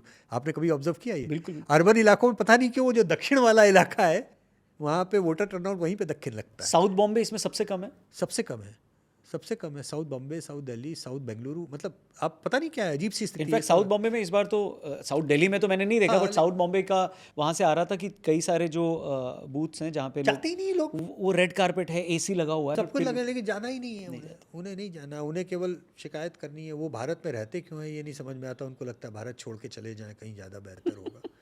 शायद ज़्यादा क्राउड ऐसा है वहाँ पे। Bihar one of the most politically aware state. Absolutely. Oh my god, no two opinion. एक एवरेज बिहारी, और ये उनका जेनेटिक उसमें है। मतलब अगर कोई कहे कि वो Bihar was the first Republic, इसमें कोई गलत नहीं है। वो जो पाटलिपुत्र के समय से जो उनकी जिज्ञासाएं और राजनीतिक उनका चेतना है, आपको मैं गारंटी दे रहा हूँ। मैंने सबसे कठिन राज्य आपको बताया कौन सा? तमिलनाडु, समझने के हिसाब से जी। बिहार में किसी गांव सड़क चौराहे पे जाकर के आप तमिलनाडु की राजनीति पे चर्चा कर लीजिए, लोग आपको बता देंगे तमिलनाडु में क्या हो रहा है, कौन सी पार्टी किधर और क्यों खड़ी है। अपना तो छोड़ ही दीजिए, अपना गांव देहात और राज्य की पॉलिटिक्स नहीं, वो तमिलनाडु की भी पॉलिटिक्स आपको समझा देंगे। इतनी गहरी सामाजिक और राजनीतिक चेतना किसी और राज्य में नहीं देखी मैंने। बस दुर्भाग्य ये है कि समहाउ वो चेतना जो है वो आत्मविध्वंसात्मक तरीके से परिलक्षित होती है, क्योंकि वो उतने सबके बावजूद भी अपने यहाँ की अच्छी गवर्नेंस नहीं इंश्योर कर पाते, काम नहीं करवा पाते, अपने यहाँ की अराजकता दूर नहीं कर पाते। ये विरोधाभास है अजीबोगरीब ढंग का, जो क्यों होना चाहिए। जो राज्य इतना ज़्यादा सक्षम हो, सबसे ज़्यादा आपको सिविल सर्विसेज के लोग इतनी ज्ञानी जनता हो, सबसे ज़्यादा बड़ी तादाद में माइग्रेंट लेबर जो पूरे भारत में जा के काम करता है। लेबर स्किल्ड अनस्किल्ड दोनों होता है, मैं मानता हूँ, लेकिन स्किल्ड लेबर भी सबसे ज़्यादा बिहार से ही निकल के दूसरी जगह जाता है। बावजूद उसके उस राज्य की ये स्थिति हो जिसकी राजनीतिक चेतना इतनी बड़ी हो, बल बुद्धि विद्या तीनों है, तीनों तरीके, और इतिहास है, परंपरा है, लोकतांत्रिक इतिहास का उससे बड़ा किसी के पास में थाती नहीं है। सामरिक लोकतांत्रिक ज्ञान की दृष्टि से तो आप अपने लिए एक प्रोग्रेसिव लीडर क्यों नहीं चुन पाता है बिहार? ये मेरे लिए अभी तक रहस्य, मैं अभी इसको पूरी तरह से डिकोड नहीं कर पाया हूँ कि एक एवरेज बिहारी माइंड अपने भविष्य माइग्रेशन में ही क्यों देखता है।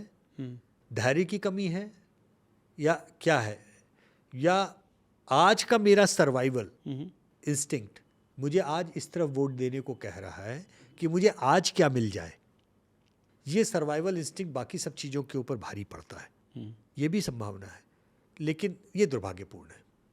इतने ज़्यादा सोशली पॉलिटिकली कॉन्शियस राज्य की ऐसी दुर्गति गवर्नेंस में नहीं होनी चाहिए। इस बार बिहार के वोटर्स को कैसे देखते हैं आप? क्या लगता है आपको? मुझे लगता है कि अभी खासतौर पे जिस तरह से मैं प्रशांत किशोर के नंबर देख रहा हूँ चढ़ते हुए, वोट में कितने कन्वर्ट होंगे ये तो रिजल्ट आने पे कन्वर्ट होगा। लेकिन मुझे इस समय आंकड़ों में एक ये भी महसूस होता है कि बिहार में एक बड़ा वोटर तादाद का वोट ये भी है जो कास्ट एग्नोस्टिक भी है, जो डेवलपमेंटल ओरिएंटेड भी है, जो बदलाव भी चाहता है। लेकिन अंत में घूम फिर के वो वोट देगा कि नहीं देगा ये मैं नहीं जानता हूँ। तो डेटा में आता है, बदलाव की बात करता है, लोगों की बात करता है, और बड़ी सटीक अपने नेता की भी स्वॉट एनालिसिस करके बता देता है ईमानदारी से कि हमारा खुद का नेता इस मामले में अच्छा, इस मामले में बहुत लद्दड़ है। लेकिन बदलाव नहीं ला पाता, मूल अच्छा बदलाव जिसे कहे ना, आमूल चूल बदलाव। वो जेपी की क्रांति भी शुरुआत वहीं से हुई, संपूर्ण क्रांति की बात हुई, लेकिन वो क्रांति बाकी जगहों पे बहुत आगे बढ़ गई, देश कहीं बढ़ गया, दुनिया कहीं बढ़ गई। बिहार ऐसा लगता है जैसे कि समय में कहीं अटक गया। वो दुखद है, वो बदलना चाहिए। बातचीत खत्म करने से पहले लास्ट क्वेश्चन, आप इतने इलेक्शंस को आपने देखा, इतनी कंट्रीज़ में आपने ट्रैवल किया है, इतने वोटर से आपने बात की है, अगर इलेक्शन से पहले उसके दिमाग में क्या होता है और बटन दबाने तक क्या वो चेंज हो जाता है? कई बार होता है, कई बार होता है। परसेंटेज में अगर समझना चाहें तो कितना? ये कहना मुश्किल है, लेकिन हाँ, अक्सर हमने ये देखा है कि प्री पोल जब हम लोग पैनल को वापस स्टडी करते हैं तो ऑलमोस्ट 10 से 15% ऐसे लोग होते हैं जो पहले कुछ और बोलते हैं और एक्चुअली में वोट कुछ और डाल के आते हैं। 15% काफ़ी है, बहुत बड़ी संख्या है ऐसी। उसमें मैंने बोला ना कि तात्कालिकता में उनको क्या मिल रहा है या क्या महसूस हो रहा है, इसका एक बड़ा योगदान होता है। और एक बड़ा हिस्सा घर परिवार के लोग, बाकी लोग कहाँ डाल के आ रहे हैं, क्या है। जल में रह के मगर से बैर नहीं करना, ये भी एक मसला होता है। लेकिन 10 से 15% बड़ा होता है, लेकिन हाँ 85% लोग मन बना चुके होते हैं, ये भी एक अपने आप में बड़ा नंबर है। तो बदलना भी चाहिए। मैं ये नहीं कहता हूँ कि लोगों को बिल्कुल ही जड़मत हो करके रहना चाहिए, फ्लूइडिटी रहनी चाहिए उसमें, लेकिन फ्लूइडिटी के कॉज या रीज़न वो ज़्यादा बेहतर होने चाहिए। उम्मीद करते हैं होगा। Thank you very much. बहुत सारी बातें हमने इसमें जानी। आपको कौन सा पार्ट अच्छा लगा प्लीज़ उसे अपने फ्रेंड से ज़रूर शेयर करिएगा। बहुत सारे सवाल आए होंगे, प्लीज़ उन्हें आप कमेंट बॉक्स में लिखिए। और इलेक्शन से पहले हम फिर से कोशिश करेंगे यशवंत देशमुख जी से एक बार फिर बातचीत करने की, पॉडकास्ट में उनको बुलाने की। वोटर से आप क्या कहते हैं, यंग वोटर्स जो देख रहे हैं, वोट आप भी चुनाव आयोग की तरह प्लीज़ बोलिए ना, वोट करें वो लोग। नहीं, वोट तो करना चाहिए। वोट डालना आपका न केवल अधिकार है बल्कि आपका कर्तव्य भी है। और दूसरी बात, आप वोट डालेंगे तो कल के दिन और कुछ हो ना हो, आपको कंप्लेंट करने का एक नैतिक अधिकार रहेगा। आप रील बना के कह सकते हैं हम वोट डाले थे, कुछ नहीं हुआ और बहुत घटिया आदमी हैं। तो आप जब ये बोलेंगे ना कि हम वोट डाले थे, तो उसका एक वजन अलग आएगा। आप बोलेंगे वोट डलने नहीं गए, का हम बोले काहे लिए अच्छा किया, वो मज़ा नहीं आएगा। इसलिए रील में और आपके सोशल मीडिया पोस्ट में वो जो सेल्फी आती है ना इस उंगली ऐसे करके, अरे क्या बात होती है। और कुछ नहीं हो तो कम से कम उसके लिए डालिए, लेकिन वोट डालिएगा जरूर। Thank you. On that note please channel को सब्सक्राइब करना। जल्दी मिलते हैं यशवंत दादा। Thank you very much. Thank you so much. नमस्ते। नमस्ते।